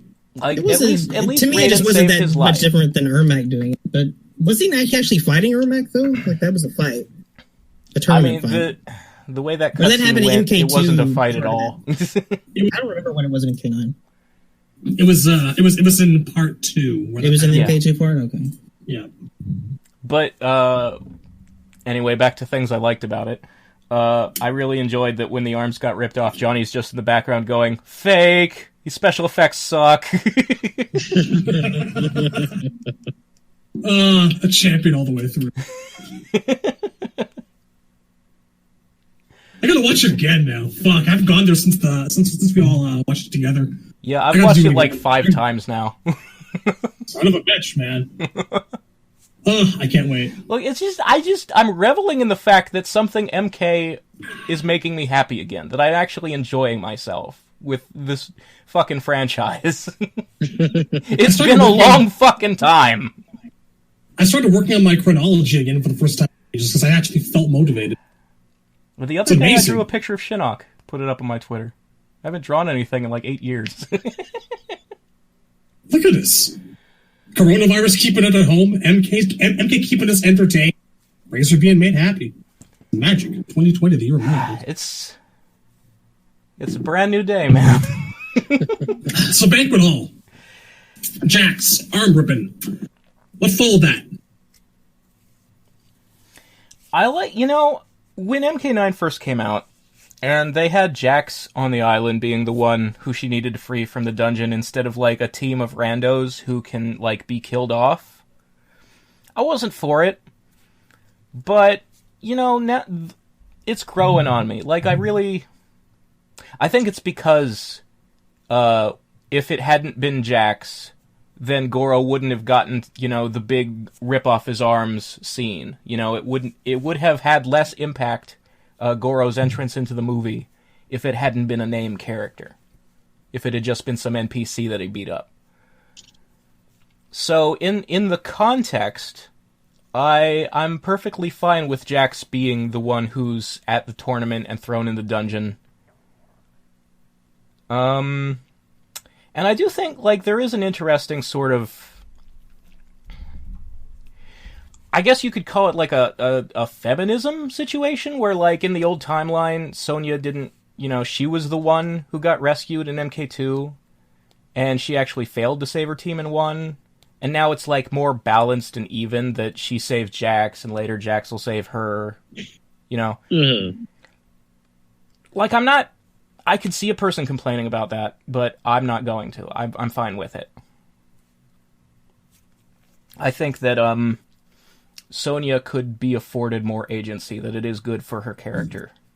Because she is, like, one of the, original heroes, but of the original heroes, she always kind of has the least cool shit to do. She is, like, this close to Stryker on the people who have powers spectrum, which kind of keeps her out of things. So the more you give her, I guess the better she comes across. So I'm down with that. So anyway, the banquet scene, we go from there to the start of the tournament. Shang teleports everybody and their opponents to random places around the island, which I guess gets you your why would people be fighting on the pit? Why doesn't every match of the tournament take place in the courtyard? What is the explanation for all the arenas? I just think different brackets were happening at the same time, but sure, why not? Yeah, I mean, that's in a perhaps more true to the original version of things. It would probably be more like, yes, there are multiple matches happening at the same time, and while Shang is watching one in the courtyard, somebody else is fighting somewhere else, and it's being tallied by a shadow priest or something like that. Mm-hmm. That's kind of how the 95 movie did it. Like, it's not really... It doesn't come across really on screen, but in, like, the novelization and in the original script, they make a point of, like, you know, like Liu versus Sub-Zero or Johnny versus Scorpion. There's a robed monk somewhere there watching and keeping a record. But yeah, I like that, like, Johnny, when he first arrives at his designated battlefield, his opponent is not there, and so he just goes looking for craft services again. Like, the whole tournament, he's just hungry. Like, he's just trying to find food. And he comes across some, like, hard as a rock beef jerky, which will come back later. I didn't expect that to become a multiple scene gag, but it does.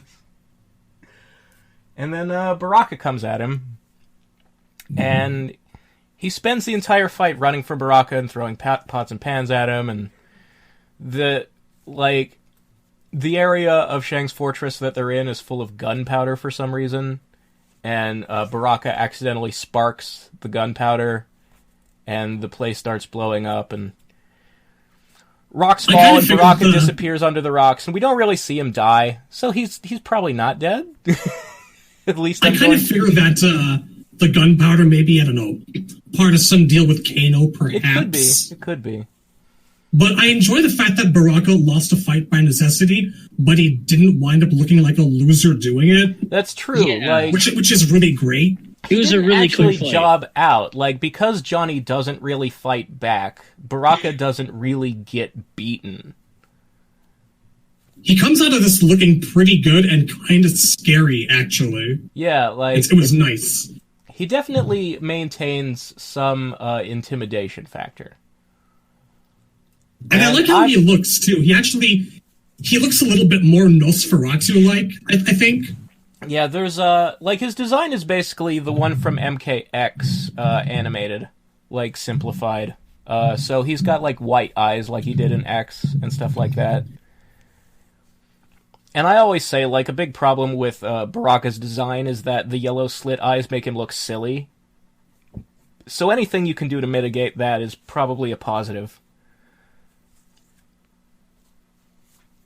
He does have the weird teeth next to his nose above Yeah, he has above cheekbone teeth, because, again, they were using the design from X. I would still nix that, but that aside, he looks freaky. Yeah. In a good way. And again, like, no body. He'll probably show up in the sequel. I don't think he's dead. He's not done for. Not by a long shot. I don't really think that they would have... I think that they only made him, like, put him in the X outfit because, I don't know, maybe some necessity, but I honestly don't think that was intended to be Baraka because... Like, they could definitely lines, say right? it was just some rando Tarkatan. Like, they'd give Baraka lines, They don't right? really need to address it at all either way. Like, if he shows up in the next movie and he has the same design, fine. And if he has a different design with, like, the white with red trim wife beater, fine too. You know, they don't need to say whether that was him or not. And that's kind of the elegant thing about it. Either way, it looked pretty fucking cool. He looked good, wherever he was. And then the next fight is Sonya versus Reptile, which I thought was an amusing choice of pairing because it's military character versus guy who can turn invisible fighting in a muddy jungle. It's totally the fucking Predator. Fucking thing I've seen. Yeah. It's not Predator. Right down to the mud. Yeah. Right down to, like, the red vision. Seeing things through Reptile's eyes for a second was a new touch. That's true. He has infrared, who knew? But, so, the downer side of this is that he does die. And I don't think that was necessary. Like... No. If they have to, they can always play the random story. They could. It's a little harder to buy because Reptile's MKX outfit is a little more recognizable and iconic than, say, random Tarkatan in a breastplate.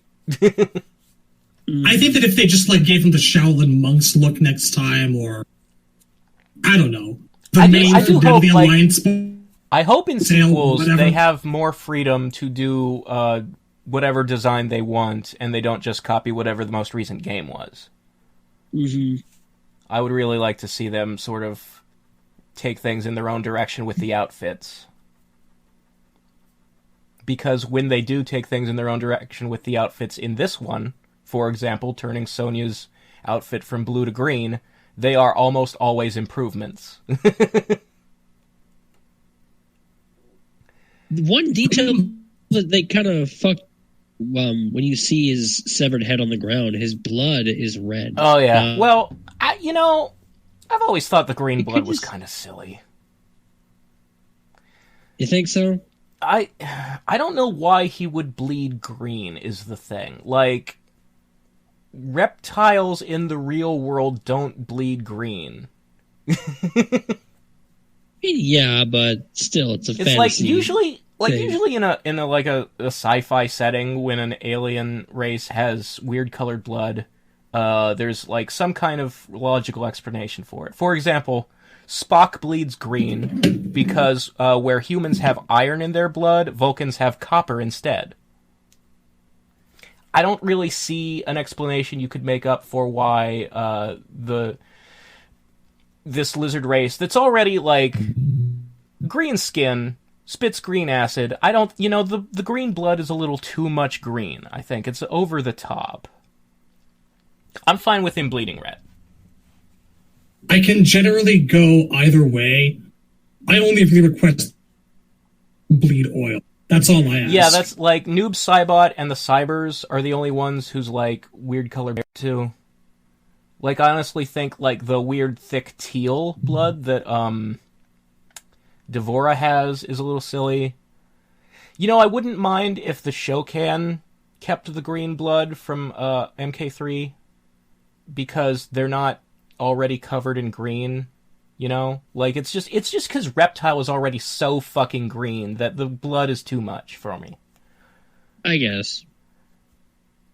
But that's a minor nitpick anyway. What's after? I've always maintained divorce should be like a grossy, not blue. But anyway, yeah, like most of the Cut things out. that bleed a weird color should probably be bleeding like black or some kind of amber goo. Like when you squish a bug, it's usually like yellow shit that comes out. What do you say, Shad? What color you cut out when you said that? Devora. I was saying that divorce should probably bleed some sort of gross off yellow. Yeah. Oh, okay. Yeah. I mean, she's also yellow though, so it's like Well, Like a mix of yellow and orange and black, I guess. yeah, like It should look like you, and not like a blueberry fruit gusher. yeah. I think part of what we're just complaining about is the blood effects in 11, the thickness. yeah. It looks unrealistic.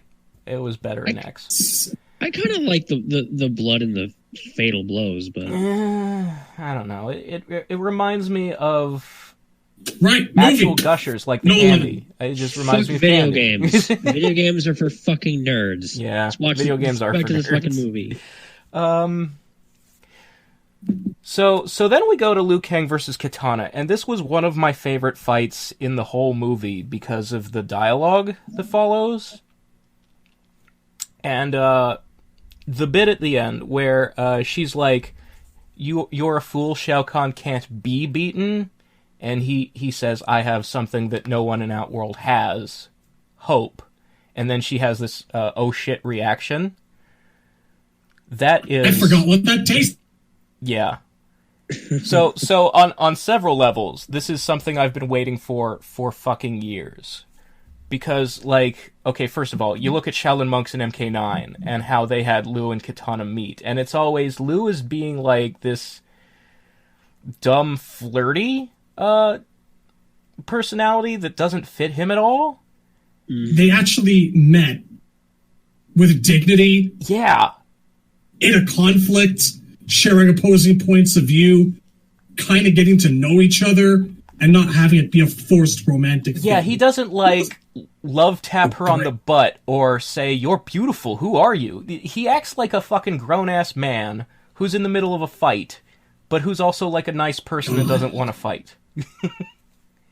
And for Kitana's part, like, the characterization of this, where she doesn't come across as loyal to Shao Kahn, she comes across as believing that there's no other choice, which feels like original MK2. It feels like this Kitana knows that he's not her real father, but that she feels like she can't do anything about it because no one can take him.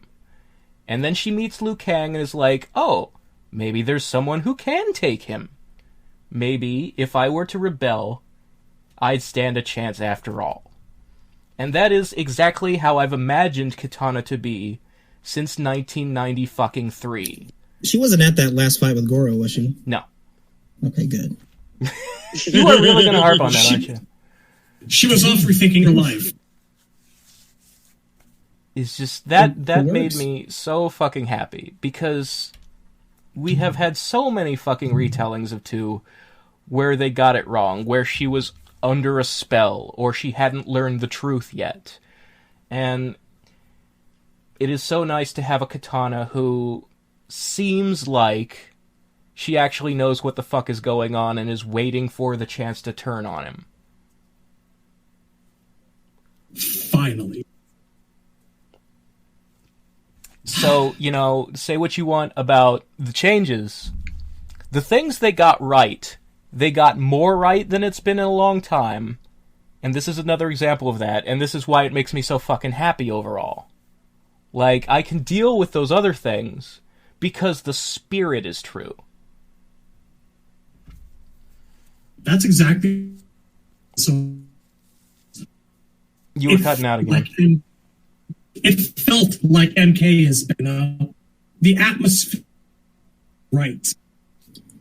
Yeah. The character was right. Yeah. Better than it's been in a very, very long time. Being completely genuine, I will say I am really happy whenever Mortal Kombat gives people stuff that Mortal Kombat fans can be happy about. It doesn't happen often enough. Yeah. These days, anyway. It's always there is a good general thing. feeling, like I've said it before, you can tell the difference between when something is a labor of love, when it's made by fans, and when it's just office workers churning out a product, which is what I feel NRS has become. I don't think they have the passion for their own franchise anymore. I think they've been doing it too long, and they've sort of gotten bored of it. But yeah, no, this movie is not that. This movie is the other thing, the good kind. And so then we get the heroes meeting up in the woods, and they camp out. Well, before that, they run into Scorpion, who's killing the Black Dragon mercs. And there was a little scene of, like, Shang... Up into a tree you go. There was a little scene of Shang, Raiden, and Quan Chi watching on this, like, animated sorcery map thing, following the outcome of the tournament. And Shang points out that the mercs are on the island to assassinate the Raiden's competitors, and he blames Shang for it, and Shang's like, oh, it wasn't me, I wouldn't betray the rules of the Elder Gods. And that would be wrong! That's a nice scene to have. That gave me 95 movie vibes. You know, the idea that, like, Raiden is there to catch Shang cheating, but when Shang does cheat, he has plausible deniability. Like, that dynamic is what I want to see, and there was none of that in 9. Like, in 9, Shang would just make up the rules as he went, and it didn't come across as cheating because Raiden didn't call it out ever. So it's so much nicer when, like, they actually fucking acknowledge the plot. About Shang, like, I should have mentioned this when we were talking about the voice actors, but I actually really love Shang's voice actor in this. I think anyone playing Shang has big shoes to fill. I thought he did a good job. Like, I thought he did a solid, competent job. Like, we've gotten Shangs in past games that were a little too, they were trying too hard to have, like, the English stereotype voice. Yeah. This was... If we can't get Carrie back in the next game, they should replace him with this guy. This was more like I used to imagine Shang before the MK1 movie ever had. Like that kind of thin, gravelly, sinister voice. Mm-hmm. But still capable of letting out to laugh. You know. Yeah, like I said, it works for me. Yeah, it was very solid. It was very competent. Like, it doesn't super stand out other than because past Shangs have sucked. But I like it, you know? And yeah, like, while we are talking about voices, in particular, we've got, Quan Chi is voiced by, Darren DePaul, Mm-hmm. who voices, among many other famous roles, Samuel Hayden in the Doom games. He's also Reinhardt in Overwatch. Yeah. I thought he did a great job. I don't think he's better than Ron Banks. I don't think anybody, like, can top Ron Banks. I think Ron Banks is up there with Sights. Yeah, I think he's the iconic Quan Chi for life now. But DePaul did a good job. Like, I'm not complaining. He's good at, like, the taunting. Like, yeah. There's a tone to Quan Chi in this thing that's kind of somewhere between canon Quan Chi and the MK Conquest version, who swears a lot and is very, like, very crude. This Quan Chi, like, cannot stop insulting people. Miserable slut! Like, we'll get into it at the end fight, because that's where he really lays it on thick. Mm-hmm. But I feel like he's, to his own detriment, taunts people a little too much. That's Quan Chi in a nutshell, right? I suppose. Like, the motherfucker cannot stop confessing to his crimes. Arrogant, asshole, douche, potty mouth. Bad language. Bad language. They did advertise the bad language. It did not disappoint in that regard. So yeah, we get to Liu, Johnny, and Sonya meeting up in the woods after their first fights, and from there, well, first there's a little bit where Johnny tries to put his arm around Sonya and she kicks him in the nuts, and then her kicking him in the nuts becomes a running gag. Precious. First Quan now, Johnny. And there's a bit later on where he decides to help her free Jax from the dungeon, where he's like, well, I guess I don't mind being kicked in the balls over and over again. Yes. Like, if this is what I have to put up with to be with Sonya, I guess I'm into that now? Time for a 9 o'clock ball crushing, dear. Yes, Miss Blade. It's a way to go with it. You know, I feel like if Sonya kicking people in the nuts had been more of a thing in 9, I would have thought her stomping the shit out of Quan's nuts in X was a little less out of nowhere. Mm-hmm. Because as much as I enjoyed seeing Quan Chi get his comeuppance in MKX, I thought it was weird that Sonya was the one doing it. I didn't care. Like I said before, it was just rewarding enough on its own. I did it. Liu Kang. I would have been fine. I guess. I mean, anything is better just than be nothing. glad it was. Just be really glad it wasn't Kung Lao, because you know what he does with. We've been down this path. Okay, putting the CBT off to the side for now. Gonna table that for later. So they find Scorpion killing Black Dragon mercs. And there's a nice bit of characterization I like here, where Liu and Sonya are about to fight, and Johnny goes, whoa, whoa, whoa, why can't we all just get along? And he actually, like, succeeds at talking them down, and we actually get to see Johnny, like, have a useful skill.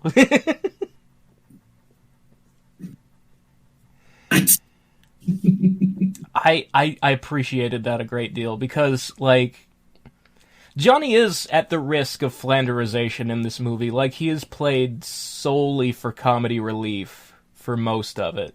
I was getting worried about that towards the end. Yeah, so it was really nice that they let him be useful to the team, that he's the one who sort of is able to make peace between them and Scorpion.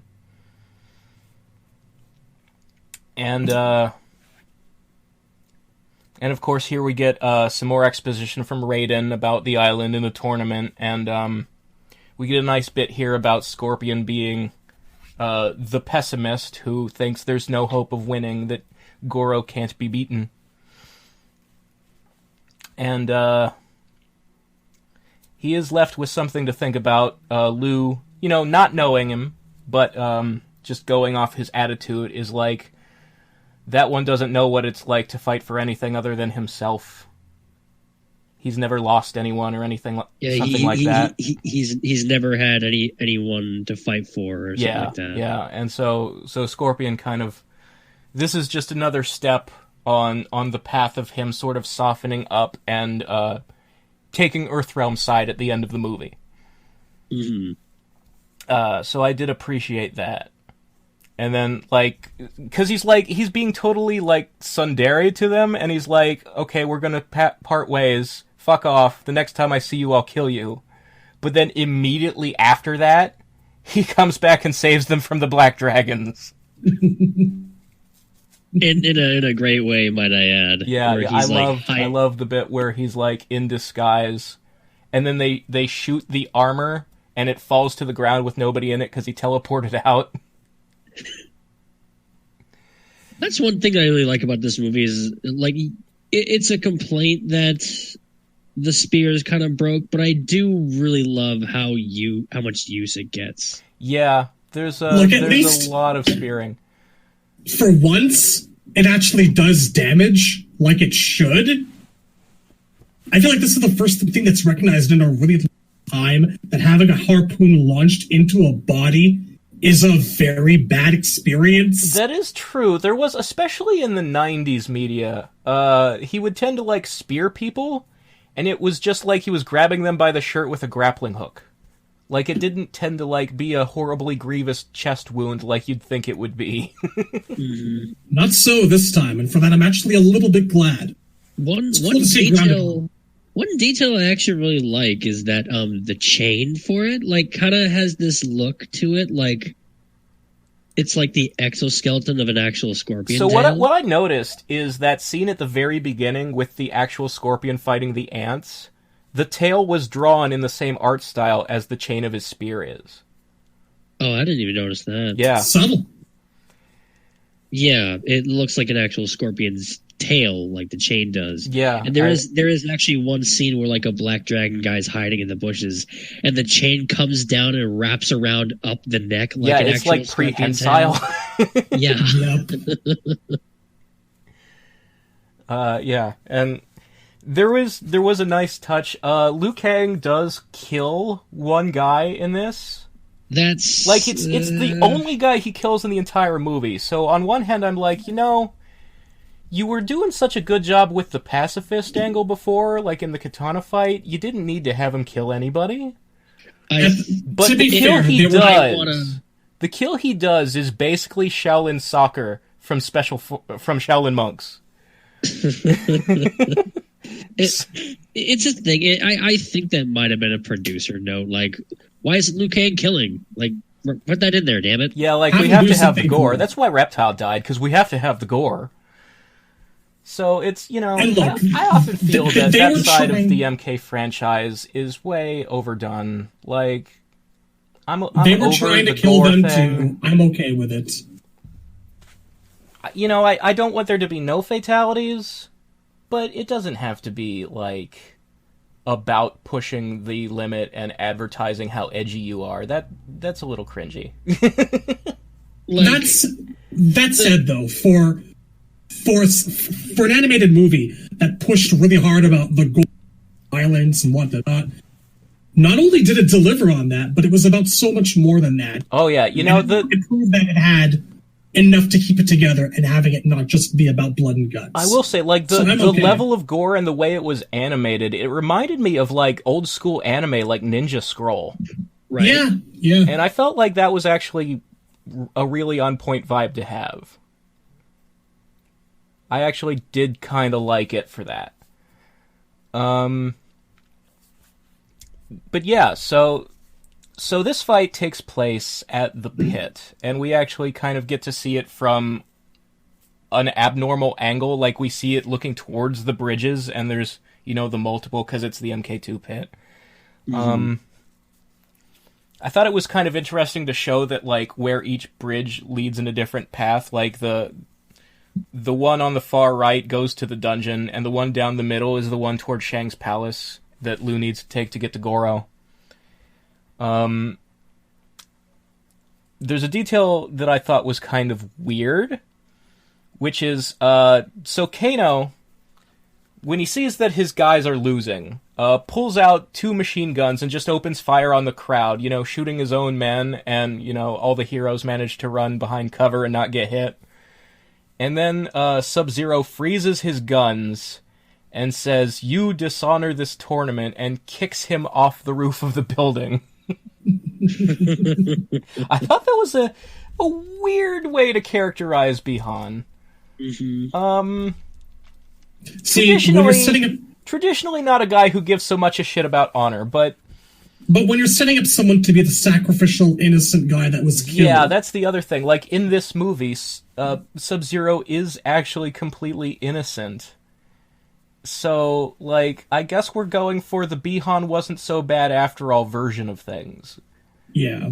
I still think that Bihan must have did something to piss Quan Chi off beforehand. I like to imagine there must be some backstory where a version of mythologies happened, except, like, he gave the amulet to Shang and screwed Quan over. And that's why Shang has it. You kind of have to like to imagine this thing. Well, there has to be a reason that he picked Bihan to be the one who he frames. You know, You would think. I'm sure. Look, I think this is sequel material. This is stuff we'll see from Kuai Liang's point of view when he becomes a character in the story. I think that's the best way to do it, honestly, because like Kuai Liang is the only character who, through his eyes, you could look at Bihan and think he's not an asshole. Yes, it could happen. I just don't like being like, yeah, I'll wait for the next one to fix it.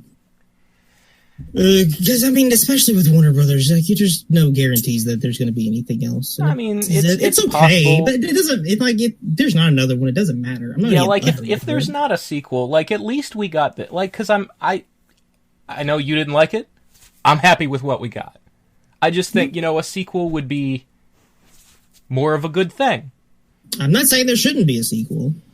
In fact, there should be 2 sequels, because I hope they don't skip to the invasion. Like, I think they need to do the second tournament because there's so many characters to introduce. That was Annihilation's problem.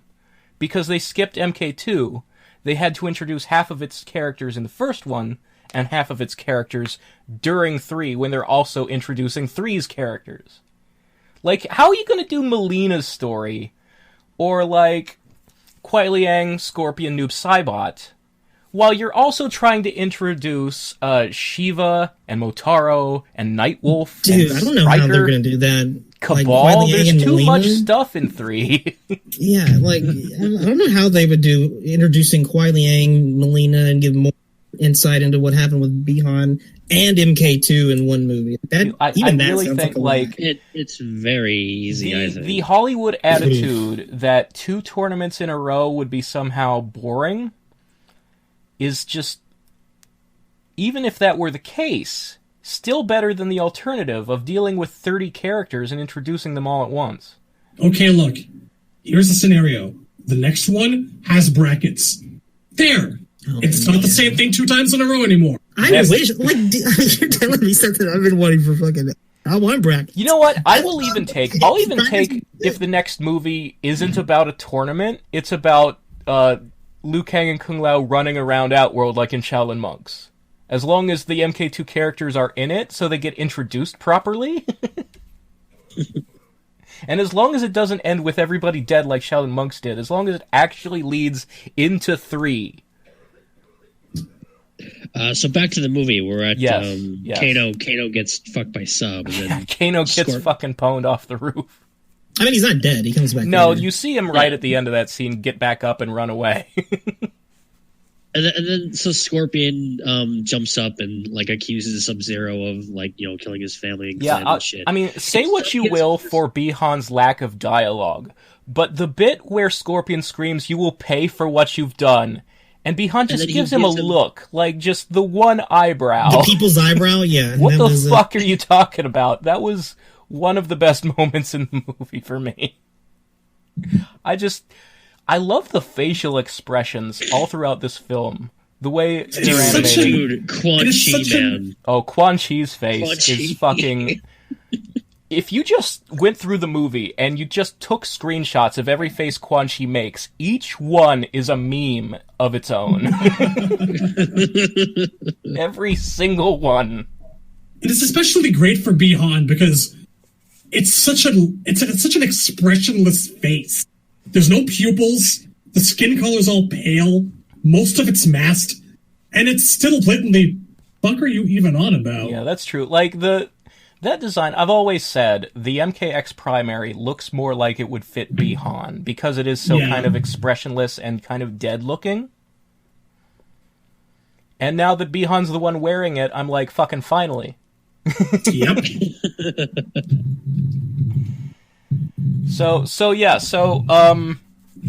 I mean, you may debate about what fatality would be best served for Scorpion finally killing Sub-Zero.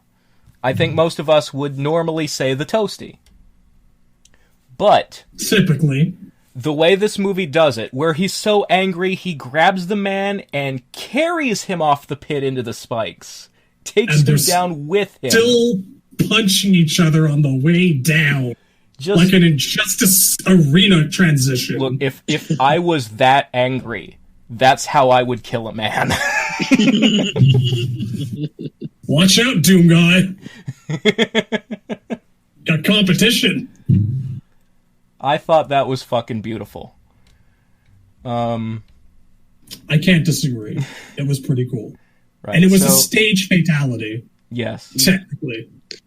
That's kind of not a first. It is. But not something you see all that often. Mm-hmm, mm-hmm.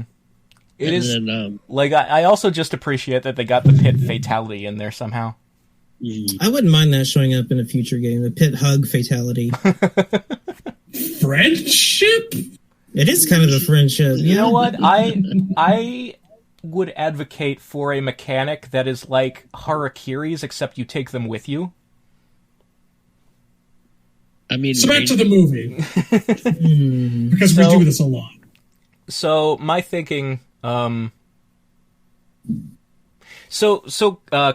runs off to the dungeon, and Sonya chases after him because she wants to free Jax. And this is where Johnny is like, I guess I'm into CBT after all, and follows her. And then, Liu goes up to the temple to have his fight with Goro, and then we see Quan Chi at the bottom of the pit, and he's like, you fucking dick, I brought you here to steal the amulet, not to kill yourself fighting Sub-Zero. That's one thing we haven't talked about, is that it's not the amulet. No, they call it the key, and they drew it more like it's like the amulet with a key end on it. It's definitely a flash drive. It looks like something you'd get as an item in Deception Conquest. And I actually kind of like the idea of Shinnok being stored on a flash drive. I kind of, for the purposes of an adaptation where you're introducing new ideas to the audience, the idea that Shinnok is locked up in hell, and so the item that will free him is literally shaped like a key, I get it. I mean, I get that choice. The thing is, I don't think this is like this is supposed to be the amulet. I think I think the real amulet's out there, and I think the reason why they didn't just make it the amulet is because if Shang just has the amulet, why is he not just turning on Shao Kahn? Well, that's the thing. Like, the amulet is a magic item that makes you powerful. I think they're going with a version of events where they don't want this MacGuffin that gives you spells. Making it just a key that sets Shinnok free, and that Shinnok has his own powers. Exactly. It cuts out the magic MacGuffin that, people pass around from game to game and get, more power from it. I can see how, like, they can. Sorry, still. There's a complaint that people have about, like, the Kami Dogus, where, like, it's, plots that have these magic collectible items that make you more powerful. They take away from the person versus person nature of the conflict. And so if you want to, like, keep it personal, if you want, the fights to be about the people rather than everybody trying to get their hands on this thing, then a one-use item like a key is perhaps more, what's the word I'm looking for, more an elegant plot device than an amulet is. So I'm okay with it. They can always reintroduce the amulet later on, specifically for Shinnok, that only works to steal his power up, if they have to. I mean, that might be, at this point, having a key and the amulet may be a little silly. Well, if it's completely unrelated, but the idea of Shinnok himself not having put all of his power into an artifact that he's useless without has a lot of appeal to me. Yeah. A legitimate reason to be feared, and not like there literally, is that. oh no. There is that. They stole my Lucky Charms, now I'm worth. In the main canon, in the games, the threat of Shinnok has never been Shinnok himself. It's always been somebody with his power. And Shinnok himself, if he doesn't have his amulet, comes across like a weak old man. Letting him have his own fucking power definitely makes him gives him more potential as an arch-villain. Where, like, you actually have a reason to take him seriously and not just see him as, oh, that scrawny guy they do after Shao Kahn. And if we go into it without there being an amulet, then we don't know how the fuck they deal with him. Yeah. That's an element of surprise, the unexpected, which would be a very welcome breath of fresh air. I'm just saying that there is room to maybe forge an amulet that'll steal his power, or do something, whatever, something similar. I mean, we don't have to have it. We don't have to have it from the outset. I would think that if they were going to introduce the way the amulet works now, they would probably still use the key. They would like find some way for his powers to be sucked into the key and taken from him. Maybe. Because the key is basically the amulet. I mean, it's a big gold disc with a green gem in the center. It's the fucking amulet. You know, once you wear it, it becomes the until it's a key. Speaking of Shinnok, as I said before about there being cutting room floor material, in the credits, Shinnok is cast. Yeah, that's true. There is a voice actor listed for Shinnok in the credits, but Shinnok does not appear anywhere in the movie, so it seems like there's a deleted scene. There could be a credit mistake. We don't know. Maybe something only on the Blu-ray for all we know. There is apparently going to be special features on the Blu-ray when that finally ships out. Good shit. I got confirmation that mine should arrive on May 1st. Got an email for that. What is mine showing? So yeah, where were we? So Quan Chi, down in the pit, straight up tells Scorpion to his face, "Yes, you idiot, it was me, not Sub-Zero. I fucking gotcha."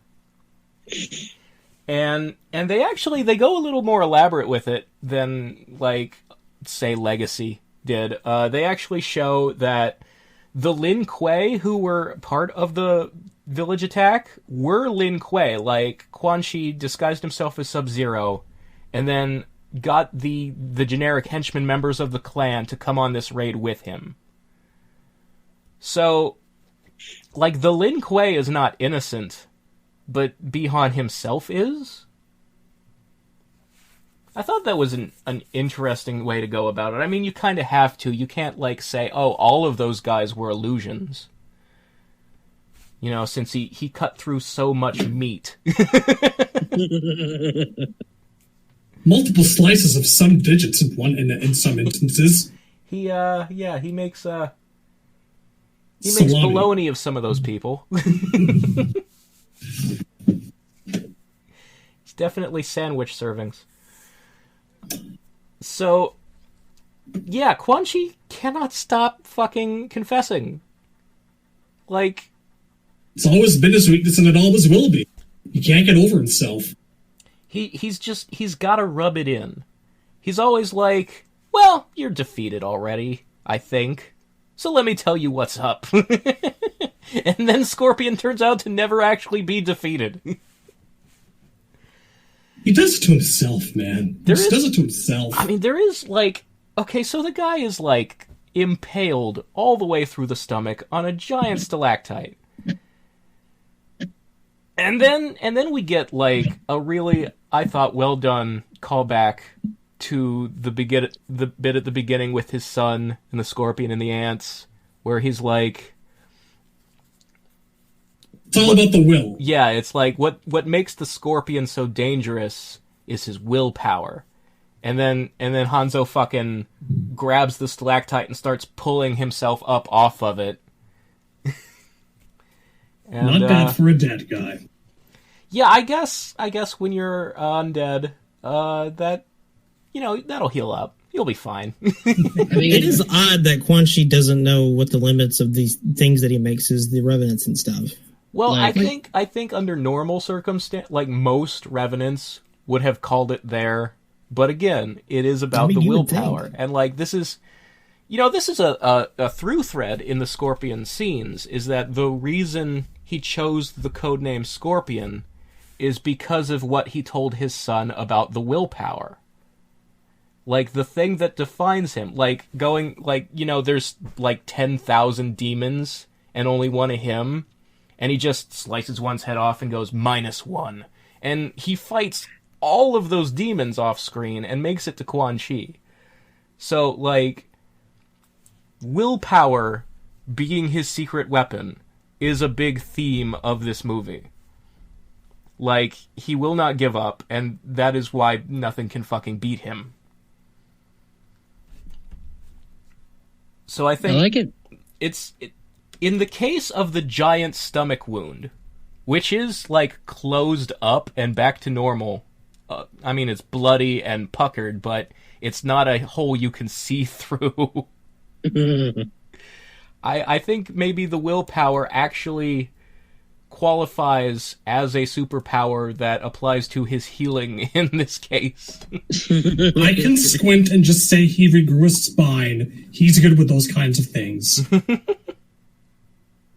I mean, we know in canon that Scorpion won't stay dead. That's an actual power of his. That's a legitimate thing. Yeah. So we get to the... I guess it intercuts between Liu versus Goro in Shang's throne room. And first it's Sonya by herself in the dungeon, the dark prison. Kano sets free all the monsters in the cells, and there's a centaur. I'm not gonna, assume he's Motaro. He's probably just some centaur. It looks really close, though. They all look like Motaro is the thing. Well, they normally have different heads from what you can see in the attract mode screenshot. I mean... So, I'm willing to say that, it probably was not Motaro. They all have different shoulder pads and stuff like that is the main thing. Yeah. Mm-hmm. Still, it was nice to see a bunch of different beasties. Yeah. And she starts wading through them, and then she uses her... they're not rings in the movie, they're just kind of pink laser blasts. But she does use her wrist laser on the centaur, and it has no effect because projectiles don't work on centaurs. Haha, bitch! Something about Sonya earlier in the fight with the Black Dragon. She just does a fucking spinning bird kick. Oh yeah, there's like her and Liu Kang both do Chun-Li movies multiple times throughout this movie. It's like she got good leg grabs in. They remembered the leg grab signature move. There's a lot of leg grabs in the movie. There's the one in the China fight. Yeah, she does one in the China fight. She does one to Reptile. Breaks his back with it. That was sick. And then, but yeah, kind of handstand spinning kicks is her fighting style in this, I would say. It's definitely, it features multiple times, and, Liu Kang does the lightning legs, and he does, his bicycle punches. The premise behind the bike kick is visited upon in many different kinds of blows, and he makes the noise for all of them. It's great. Wonderful. But yeah, the point where Sonya uses her projectile on a centaur is where the fight turns and she needs to be saved by Johnny. and when Johnny comes in and rescues her, this music plays that is so 80s and so good. It's painfully 80s, man. I wish that it had played throughout the entire fight scene. Scrawling epic guitar. Oh, it's beautiful. Holy shit, Johnny Cage can actually fight. And even Kano's like, what the fuck is this? Yeah, Kano is like abnormally frightened to learn that Johnny Cage can fight. He's like, no, that's not possible. It's a bit of an overreaction, I feel like. Well, Kano doesn't get to do a whole lot except for, like he's he's in dialogue. He gets to do his eye lasers. He's himself in the scenes that require. He's definitely like henching around for Shang at parts throughout the movie, which is fine. Yeah, I'm good with it. I'm all right with that. And then Sonya does a sweet move where she's running along the wall, swinging from a chain, avoiding the laser, and then she picks up like a hammer with a spike on the end of it and drives it right into the laser eye. As he's shooting. Yeah. He was not in a good way. No. And then to rub salt on the wound, Jax like stomps on the broken eyepiece. Okay, I want to talk about this. Are we sure he's not dead? He's dead. No, he's not dead. He's not dead. There was like some post-fatality so it makes like a really sickening, like, fatal-sounding crunch noise, and then it shows him lying there with his eye open, unmoving. He could be dead, but if he shows up in a sequel, I'm not gonna be like, how? You know? It's like, it felt like that was supposed to be a fatality. It's enough of a gray area. Yeah, he seems pretty dead to me. Like, if he could be dead. I wouldn't be surprised if he was dead, but I also wouldn't be surprised if he shows up in the next one. I'll say this much. If they're just going to bring him back to have him do the same thing again, but in the MK3 suit, I'll be like, fine, but I can take it or leave it. Well, so my hope is that if he was going to show back up, it would be so they can do the Cabal stuff. Yeah, there's that. But Cabal and Kano until 9 never had that relationship together. So if they want to, like, bring in Reiko as Shao Kahn's actual general instead, I'm not going to complain. I think we could use the variety. We'll see how it goes. I feel like...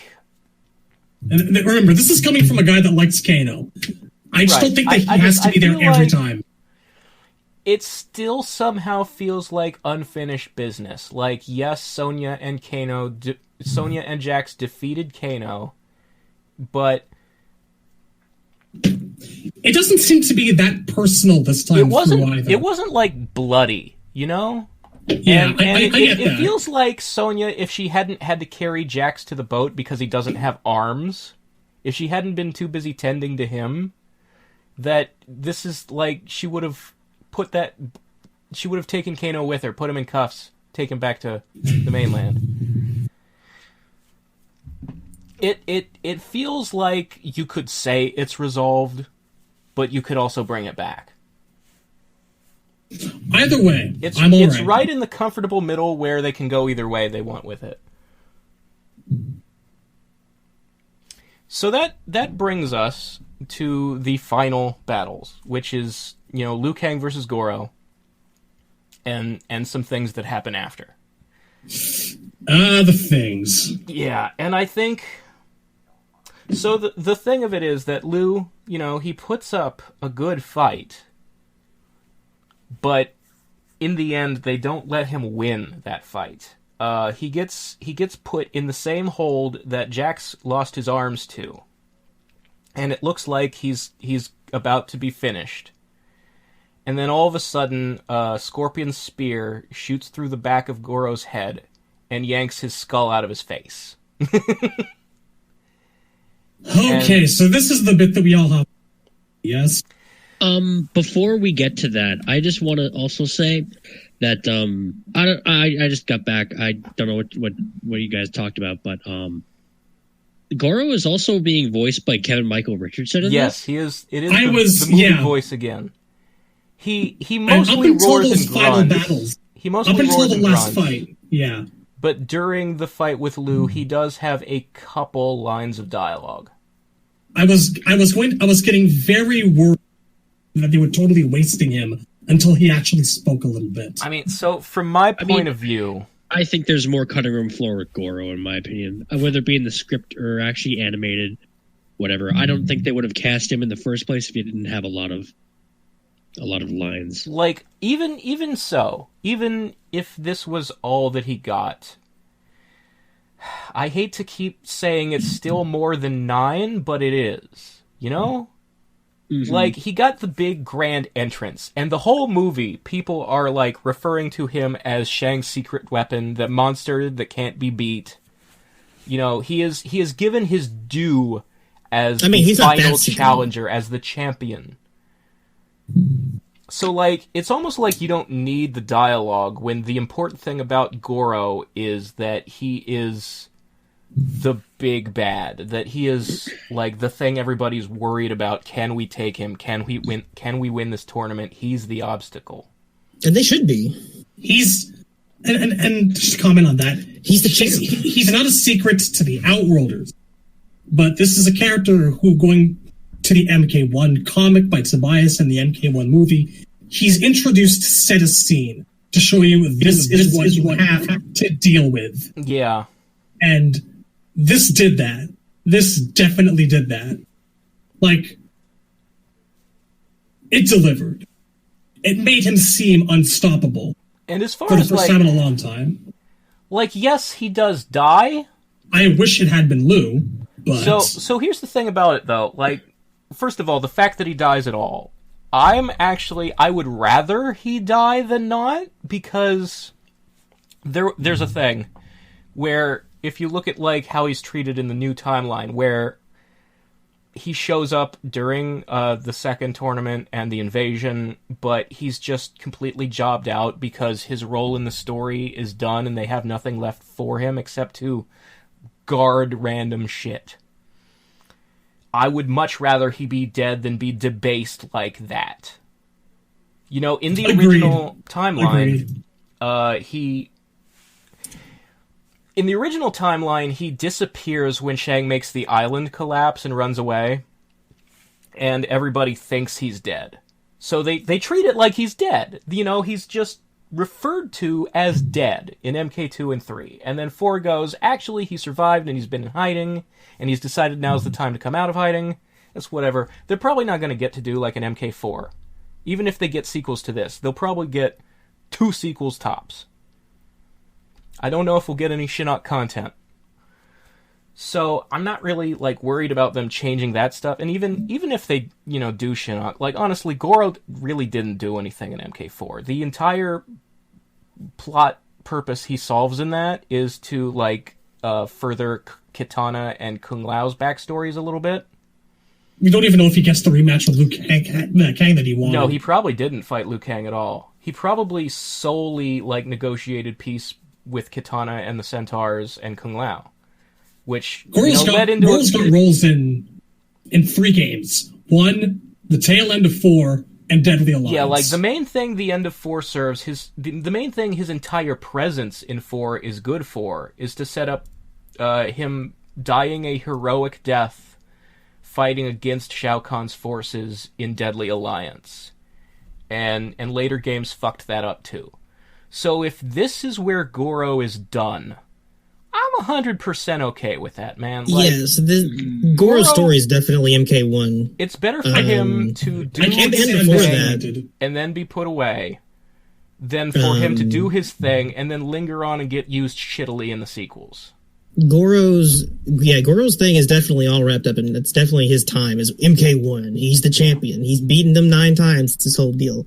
Yeah. This is his, like, he's the fucking champ right now. He's John Cena. Everyone's popping off. I'm actually kind of getting the feeling that this is an adaptation, possible series that kind of knows when its characters have, like, passed their prime time and isn't afraid to murder them off. Well, for me... It doesn't want to keep henchmen around if they're done.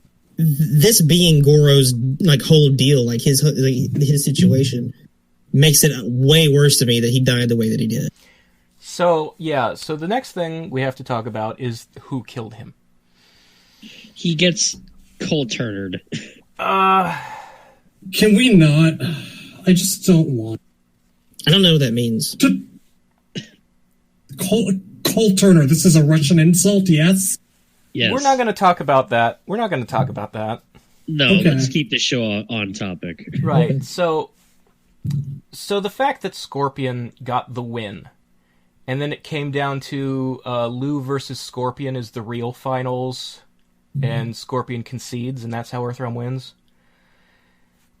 There are choices you have to make when you have a certain guy on the cover of your thing and his name is in the title of the thing. There are sacrifices. I'm not super happy about it, but I also see a world where. So at the end of this, Raiden goes, "Your destiny wasn't to beat Goro, it's to beat Shao Kahn." You can And already you can feel them going, "This is going to piss people off. Let's salve the wound in advance." Yeah, so here's the thing, is that a lot of people are going to hear that line and go, but he couldn't beat Goro. How the fuck is he supposed to stand up to someone stronger than Goro? That's the arc. Yeah, that's the story that they're going to tell in the sequel, is how Liu gets stronger, how he, steps into, how he grows, which I honestly think that's a very exciting yes. thing. One of the major complaints Liu Kang always gets is that he wins too many things in a row, that he's too perfect and stock standard a good guy. And if you portray him as someone who has, who's at the beginning of a journey and has to work their way up to being strong enough to beat Shao Kahn, I think that will make, when he finally does it, his place as the hero, as the protagonist of that movie, if it gets made, Extremely well earned. Yeah, it'll be earned. It'll be a lot more palatable to people who normally don't like Liu Kang.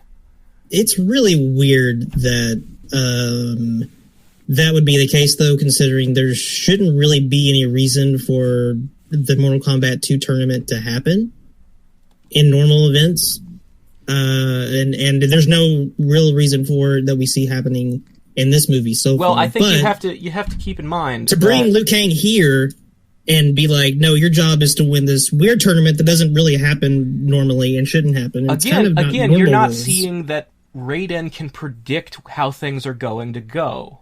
He's playing a game of chess, and he's looking moves ahead. He knows that Shao Kahn will answer this loss somehow.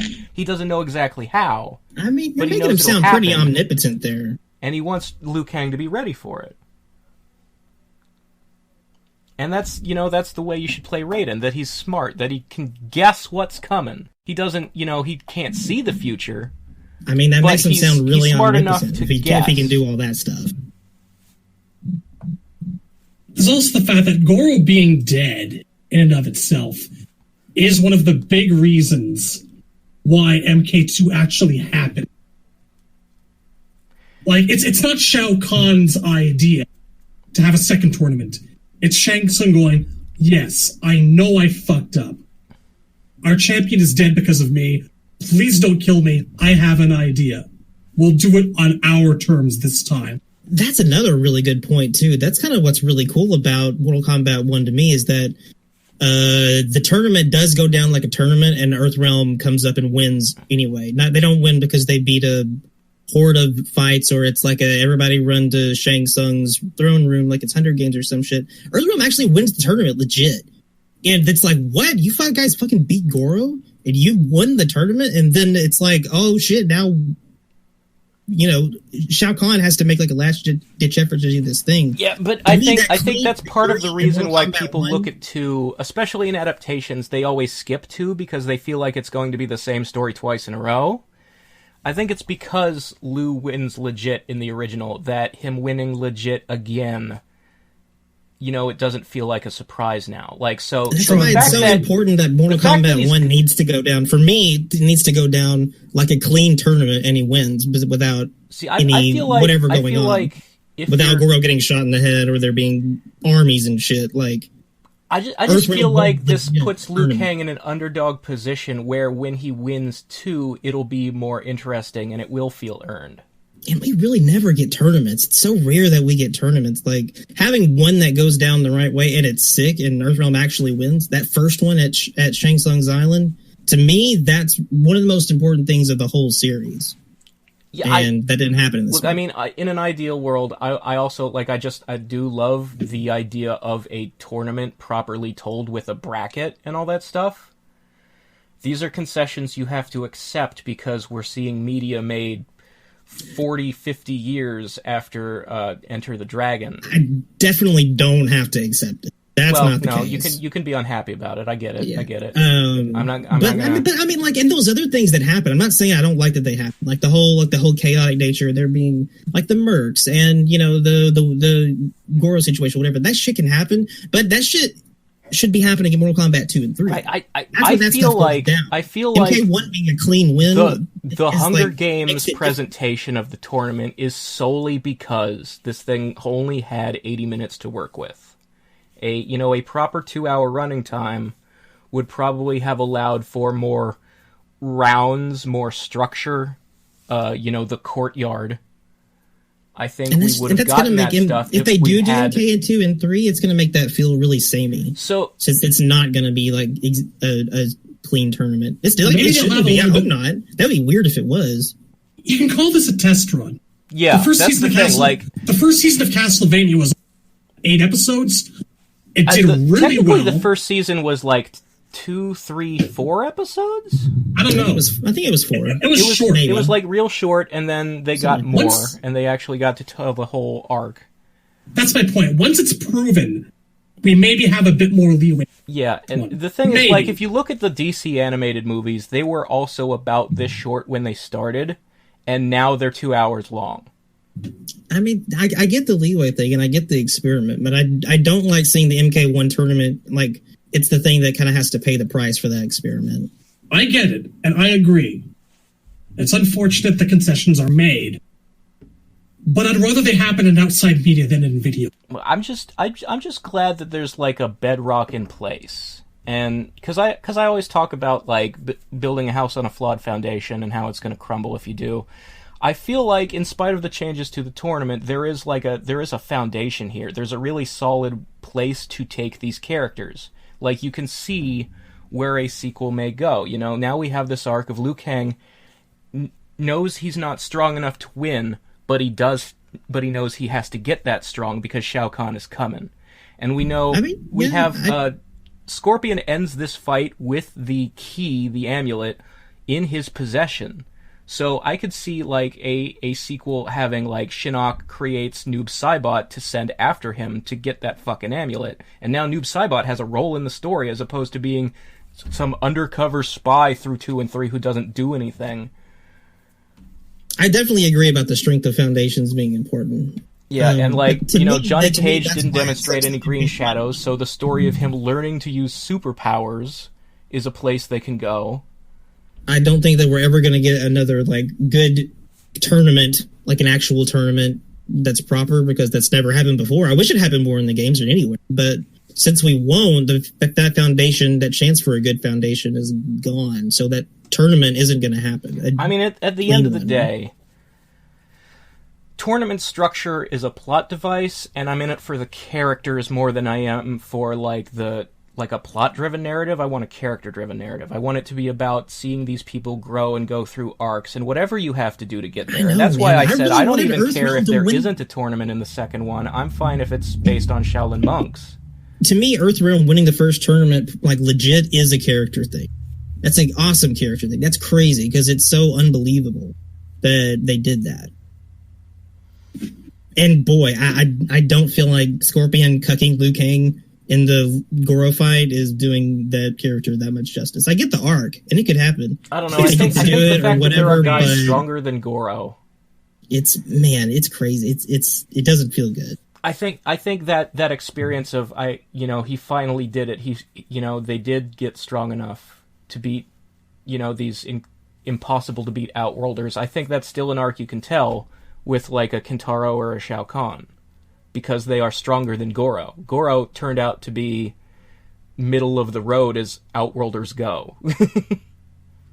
I mean, I think that if they'd had more running time, the ending could have been more satisfying if Liu got to fight Shang Tsung.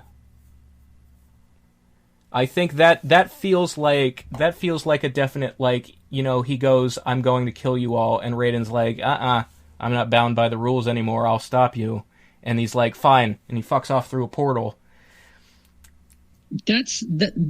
Well, we talk about Johnny not having any powers. We don't really see Shang do, like, any of his Shang shit. Well, he doesn't morph or throw skulls, true, but... He doesn't even, like, steal any souls. No, that's...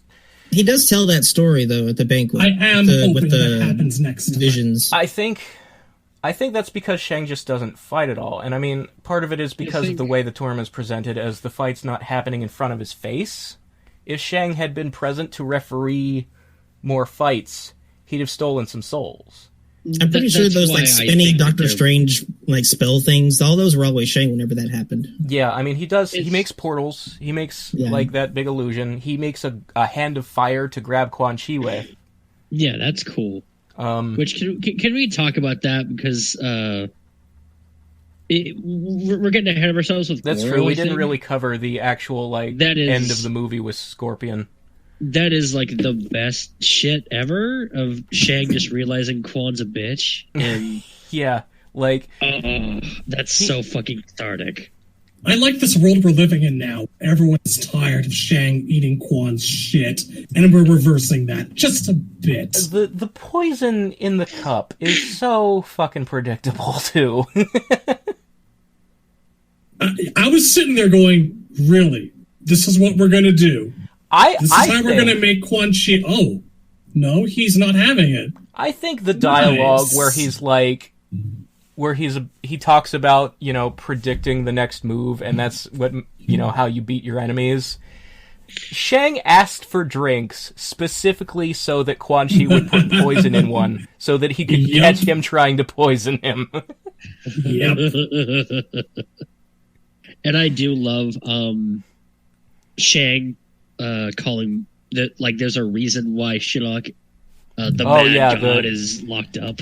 He's like, dude, that guy is crazy. There's a reason nobody lets him out. What the fuck is wrong with you? Are you out of your fucking mind, you absolute dick?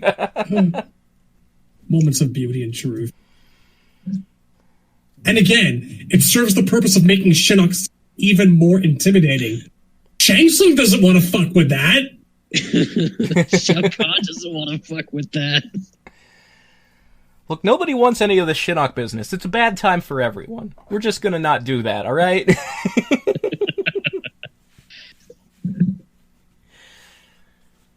But yeah, and then the fight that follows, Scorpion versus Quan Chi.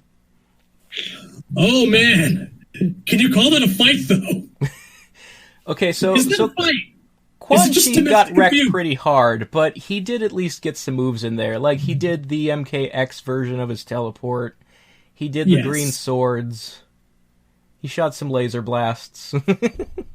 he actually, I think he got Scorpion quite a bit there. He did stab him in the back.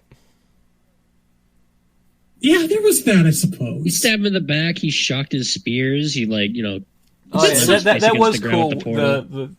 Sub-Zero does it too. They managed to catch both spears and, like, send energy down him.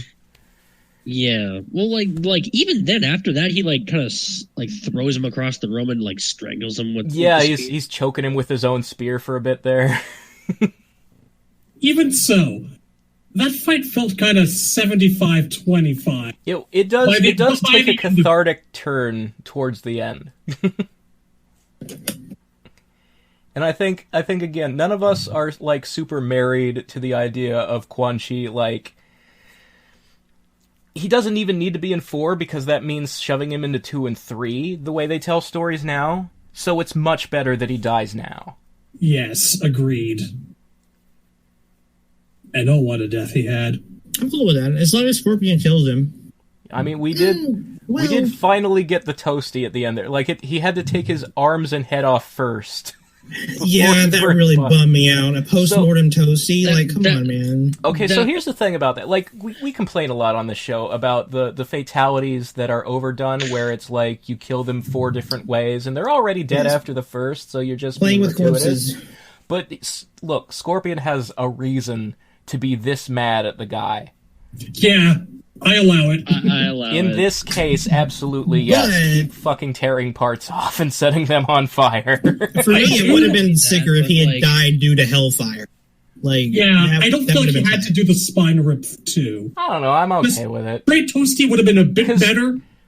Well, I feel like the moment where he then throws the head on the fire is the payoff emotionally. Like, that little cherry on top made it work for me. Fair. There's one bit in the fight that I love is like when he actually spears his arms and Scorpion like spins his whole body around the spin to reel back and yank the arms off is fucking... the choreography is so fucking good. I love the fight scenes in this. And that he actually does do the get over here and pulls him all the way across the arena. I like that they saved the line for one specific spearing. I thought that was an elegant choice. Yes. And then, after the fight... and he just stands there and lets the island collapse over his head. You know, just the sad denouement. That's how I always imagine it going. Like, Scorpion, you know, he gets his revenge, whether it be against Quan or against Bi-Han in the original version, and he just kind of stands there and lets the island fall around him and just... All right, I'm done. It's either that or he bursts into flame. Yeah, either way. Just accepting that his job is done and that he's a dead man, so he's going to go back to being dead. That's how I like Scorpion's arc in MK1 to end. It was dignified. Yeah. Mm-hmm. And you know, we're underplaying it, but they fucking let the island blow up. Shang leaves when the tournament's over, and the island actually blows up. Fuck you, MK9. This is how it's supposed to go. So much right. A lot wrong, but so much more right than wrong. So I'm happy in the end. It felt good. It felt real classic. Like, it felt like the 90s to me. And that's what I want. You know, I'm tired of this modern shit. I'm tired of time travel plots. That's this fucking meta-narrative shit, this subversion storytelling that's all over writing in Hollywood and video games in the 2000s. I'm done with it. Just give me some of them backwards caps and some pogs and a groin pouch. Bring back the 90s, baby. Bring it back hard. But rock the Chicago Bulls cap. After the island collapses around Scorpion, it cuts to the heroes on the boat. Yeah. And I love the bit where, like, Sonya lets him give her a hug, and then when she pushes him off, he's like to Jax, will she ever like me? And Jax goes, she didn't kick you in the nuts, did she? Just the serious tone. Yes, she did, Jax. Yes, she did. Great. You can't not smile at that. Yeah. We didn't actually cover what Khan looks like in this, though. Yeah, but it's worth noting that it's a good blend of MK9 and the classic. It is, and that for the split second that we do see him, he's intimidating as all fuck. Amazing. He sounds amazing too. Why is? Oh yeah, you know, Fred Tatasciore does Shao Kahn's voice in this, and there are a couple words that the way he says them sound just like the Shaolin monks version of Steve Ritchie's Khan. It's so good, and it's something I've been missing for a long time. Like, the Shao Kahns in the game since 9 have been so generic, angry man. Like, I need... When was Fred Khan? Fred was Khan in Monks, right? Shaolin Monks? No. Steve Ritchie was Khan in Shaolin Monks. Steve Ritchie. Fred Tatasciore is Khan in this. That's what I'm talking about. Okay. Shaolin Monks was the last time Ritchie ever came back for the... Yes, because after that he had hearing problems, so he retired. Okay. Yeah, fucking... He even had them at the time, but he wanted to come back. Like, he because did work through them because people wanted him back. But no, like, Because Tadashore sounds so close to how Khan sounded in Shaolin Monks. And it felt... You didn't like Atrocitus Shao Kahn? Just gonna roll the R's a little bit, then it's perfect. Liu Kang! There's, you can't just do bland angry man. I need a certain vocal quality that I can't even quite describe. Because it's not just the rolling of the R's. It's the sonorousness of the voice. Yeah, the depth. It's... Tadashore fucking nailed it, and I need that guy to be doing Khan in future games. In any media where you need a voice actor, this guy is one of the classics. He's voiced the Hulk in every Marvel thing for the past, 20 years. This guy... I hear him say, "You broke time?" This guy is like Steve Bloom, or, Johnny Young Bosch. He's one of the... he's like Frank fucking Welker. This guy has been around. Or Phil Lamar, or any of them. Yeah, get this fucking guy. He's on their fucking speed dial. He was Tremor. He was Tremor, wasn't he? Yeah. So yeah, anytime he's not playing Shao Kahn now, I'm gonna be upset. No Now that we know that this option exists, that Fred can nail it, I'm gonna need more Fred.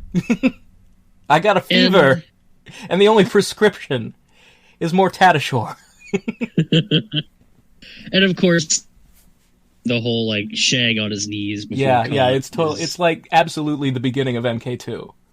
I feel like if this was longer, we would have maybe gotten him getting his youth back. I think they'll probably play it like 9 did, where it happens off screen, and the next time he shows up, he's young, and Raiden's like, "Oh, rewarding failure now, are we?"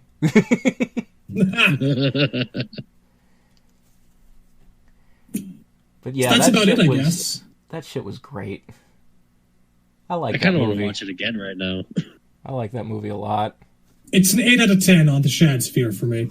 I was quite happy. Yeah, I think I might give it a 9. Yikes! Part of that is just that it satisfies a longing that hasn't been fulfilled in so many years. I just needed, it's a balm for my soul. I've got this open wound that's a decade old now. It can't I'll take hurt what you I can anymore. fucking get. That timeline has gone away. It's forever gone. It can't hurt you anymore. Yeah, but the people who made that timeline are also going to make the next one. They don't seem to want to. We'll see how things pan out. Yeah, we'll see. But you know what? I'm done with the games. I want more of these. This is the canon for me now. I really need a new game. With everything that's been going on for with me, MK11, Mortal Kombat is 1 through Armageddon. I need and the second timeline is Scorpion's Revenge. That's my Mortal Kombat. Yikes. All right, so any last thoughts? We've been going on for quite a while now.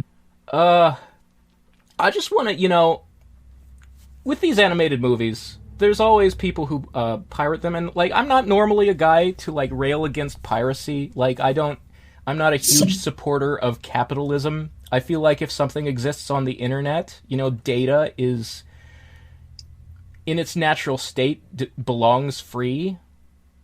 But we want sequels. Put down the money, please. I would advise buy digital now and then also get the Blu-ray. Pay for both. Because, again, that Blu-ray is going to have extras on it. It's going to have, at least a commentary and maybe deleted scenes or some kind of behind-the-scenes movie. Video. Don't be like me.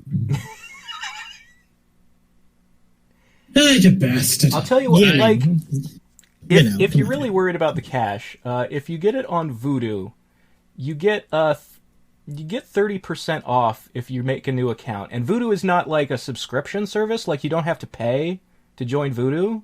It's just like buying a movie on YouTube or Amazon. You just put down the money for that movie when you want to get the movie. There's not a monthly thing. So, I mean, I'm shilling now. I don't mean to do that. Voodoo is not sponsoring It's the okay. show. If you like it, you can chill.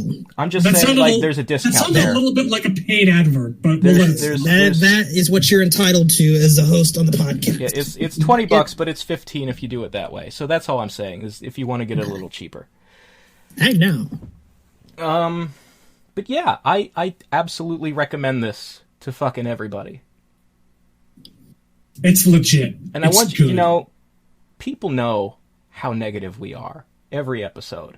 No, you know what? Think about the fact that how positive we are for this. What that probably says. So weird. I'm not usually We're negative about. But that's the thing. We're not negative. Critical. There is a gigantic difference. We heap praise when it's necessary. We heap shit when it's necessary. But we are perceived as negative. There are people. Well, fuck those people. People want to see people bring up a hype machine. Go get this product now. Sponsored by drink Pepsi. That's true. There are. If you're YouTube tuning culture in for hype, is about making a silly face and seeming way more excited than you really are. It's about being fake, and we're not fake. And I value that about us. Like, I would never want to change that formula. I would never want to, pretend and, like, really become a shill, one of those reaction face guys.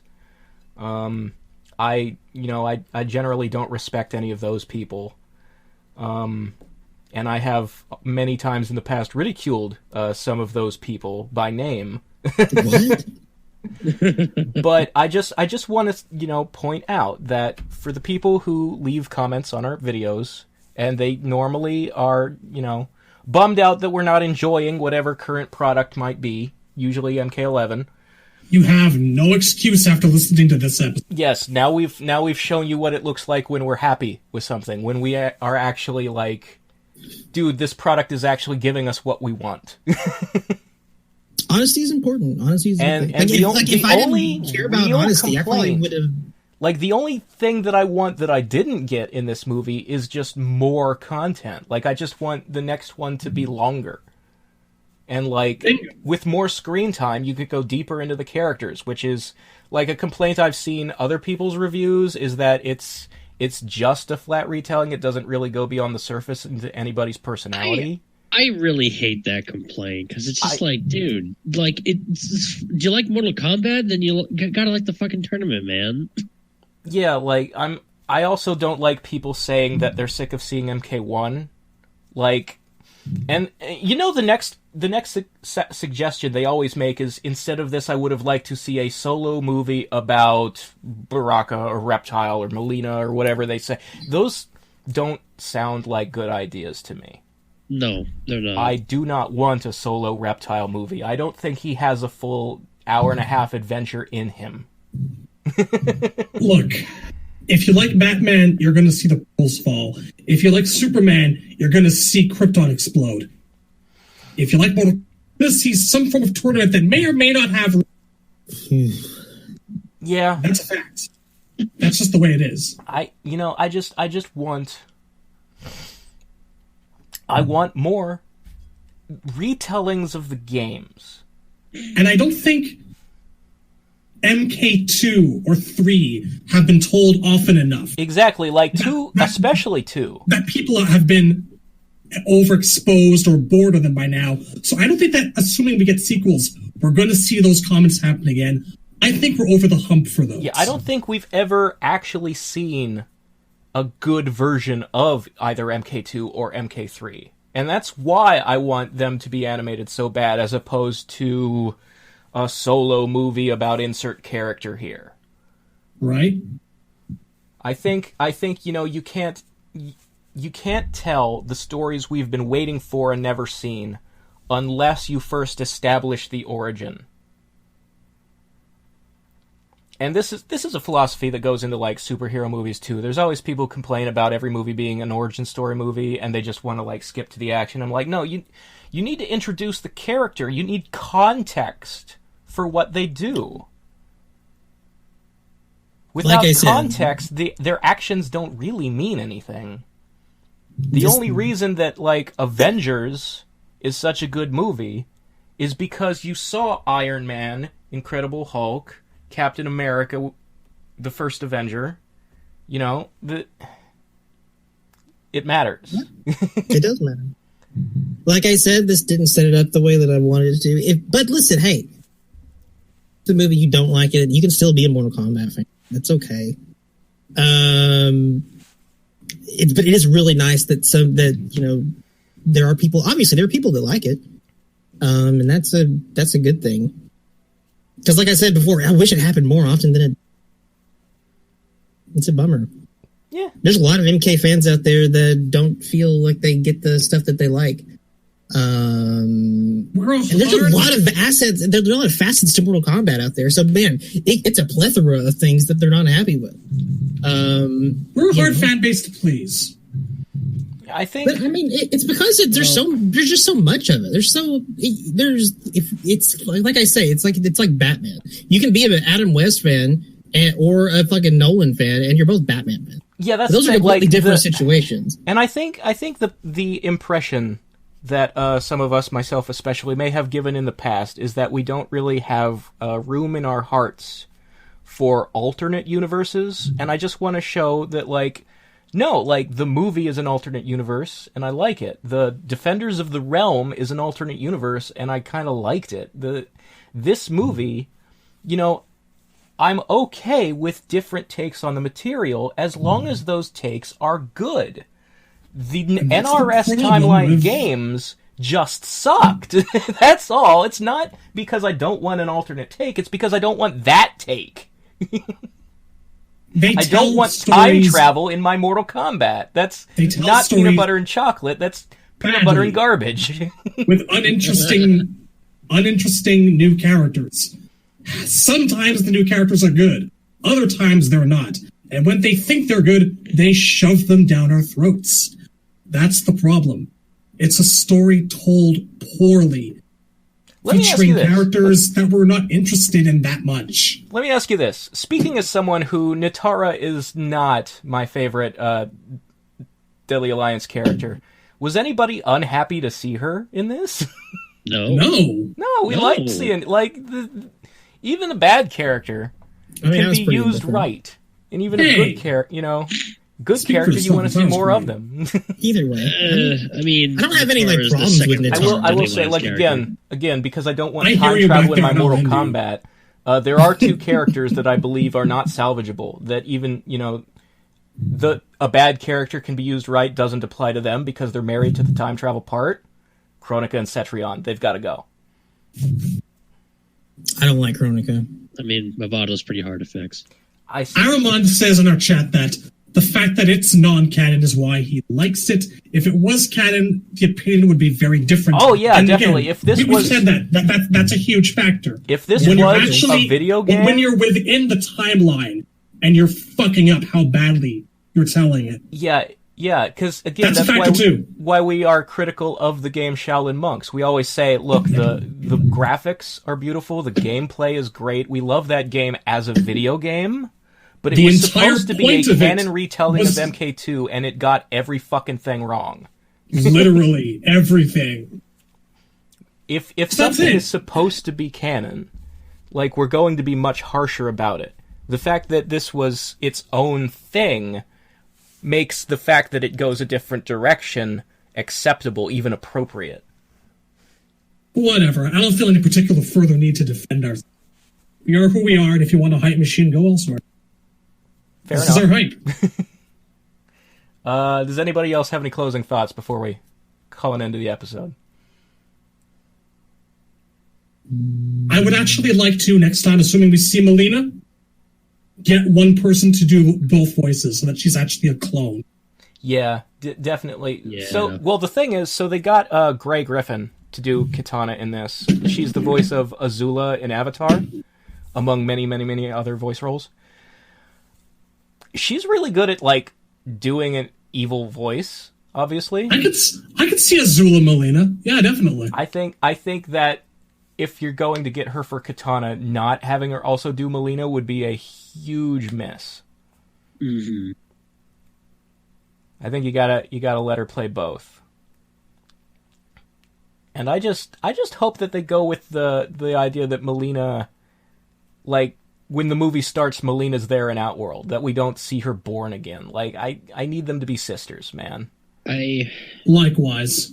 I don't know how I'm gonna feel if they bring in Melina and she has the X lips. We'll see how it goes. Like, for the Let's thing about cross that bridge when we come animation to it. is that, like, you know, we hated about a bunch of these costumes when they were in the video game because they were so over-detailed. When you simplify them for animation, they look so much better. Maybe that'll apply to her mouth. I don't know. We'll find out. I mean, it's. I can't get into this. bet the teeth will look better at least, because in the game, one of the problems with the MKX mouth is that Baraka has the normal needle teeth, and Melina has these giant thick tusks. I bet in animation their teeth thickness will be about the same. It's a strange thing for me because, like, the mouth is supposed to make her look disgusting, right? But the lips There's are only there so to disgusting make her... a cartoon character can look anyway. Like, Baraka, you know, in animation, he's not, like, drooling or anything. That's a little too much detail. Yeah, but as I was saying, like it's the normal needle teeth are supposed to be, like, scary and disgusting. But So I imagine in a reveal scenario where she takes her mask off and she goes, and she's going to bite somebody, it'll be kind of like the way they animated Nitara hissing at Johnny. Where her face will be, like, exaggerated in its stretchiness. Yeah. I'd be okay with that. I think that'll compensate and make it look scary. As I was trying to say, because, like, the lips are supposed to make her look more attractive, more waifu material, but I honestly think it's harder to look at. I thought that shit made it look like even disgusting. More fucked up, which is maybe not a bad thing for her. I don't know. I think the difference is, see, the two of you guys are normal people, and you're not attracted to the fucked upness. Fuck. Melina's face has been embraced by the portions of the internet that are not fucking normal. Are you talking about Adenian fans? No, I'm talking about, like, the guys who fetishize monsters. Can you talk about Adenian fans? I don't want to. No. We're going to end the episode rather than that. We're done. We're going to do the other thing. All this Mortal Kombat Scorpion's Revenge is now available digitally. It will also shortly be available on 4K, Blu-ray, and DVD. Buy it. Drink Pepsi. Pay for it twice. Like, please. Please do pay for it twice, actually. Like, I know that sounds stupid, but we want sequels, right? Digitally, you can watch it now. If you get the Blu-ray, then you have the Blu-ray. You've already paid for the Joker and Terminator. You have no excuse. He's got a point, actually. Like, if you're willing to buy their shitty DLC, you can put down the $20 for this. All right, we're gonna call it there. Good night, everyone. Good night. Later, nerds. Continue. Bye.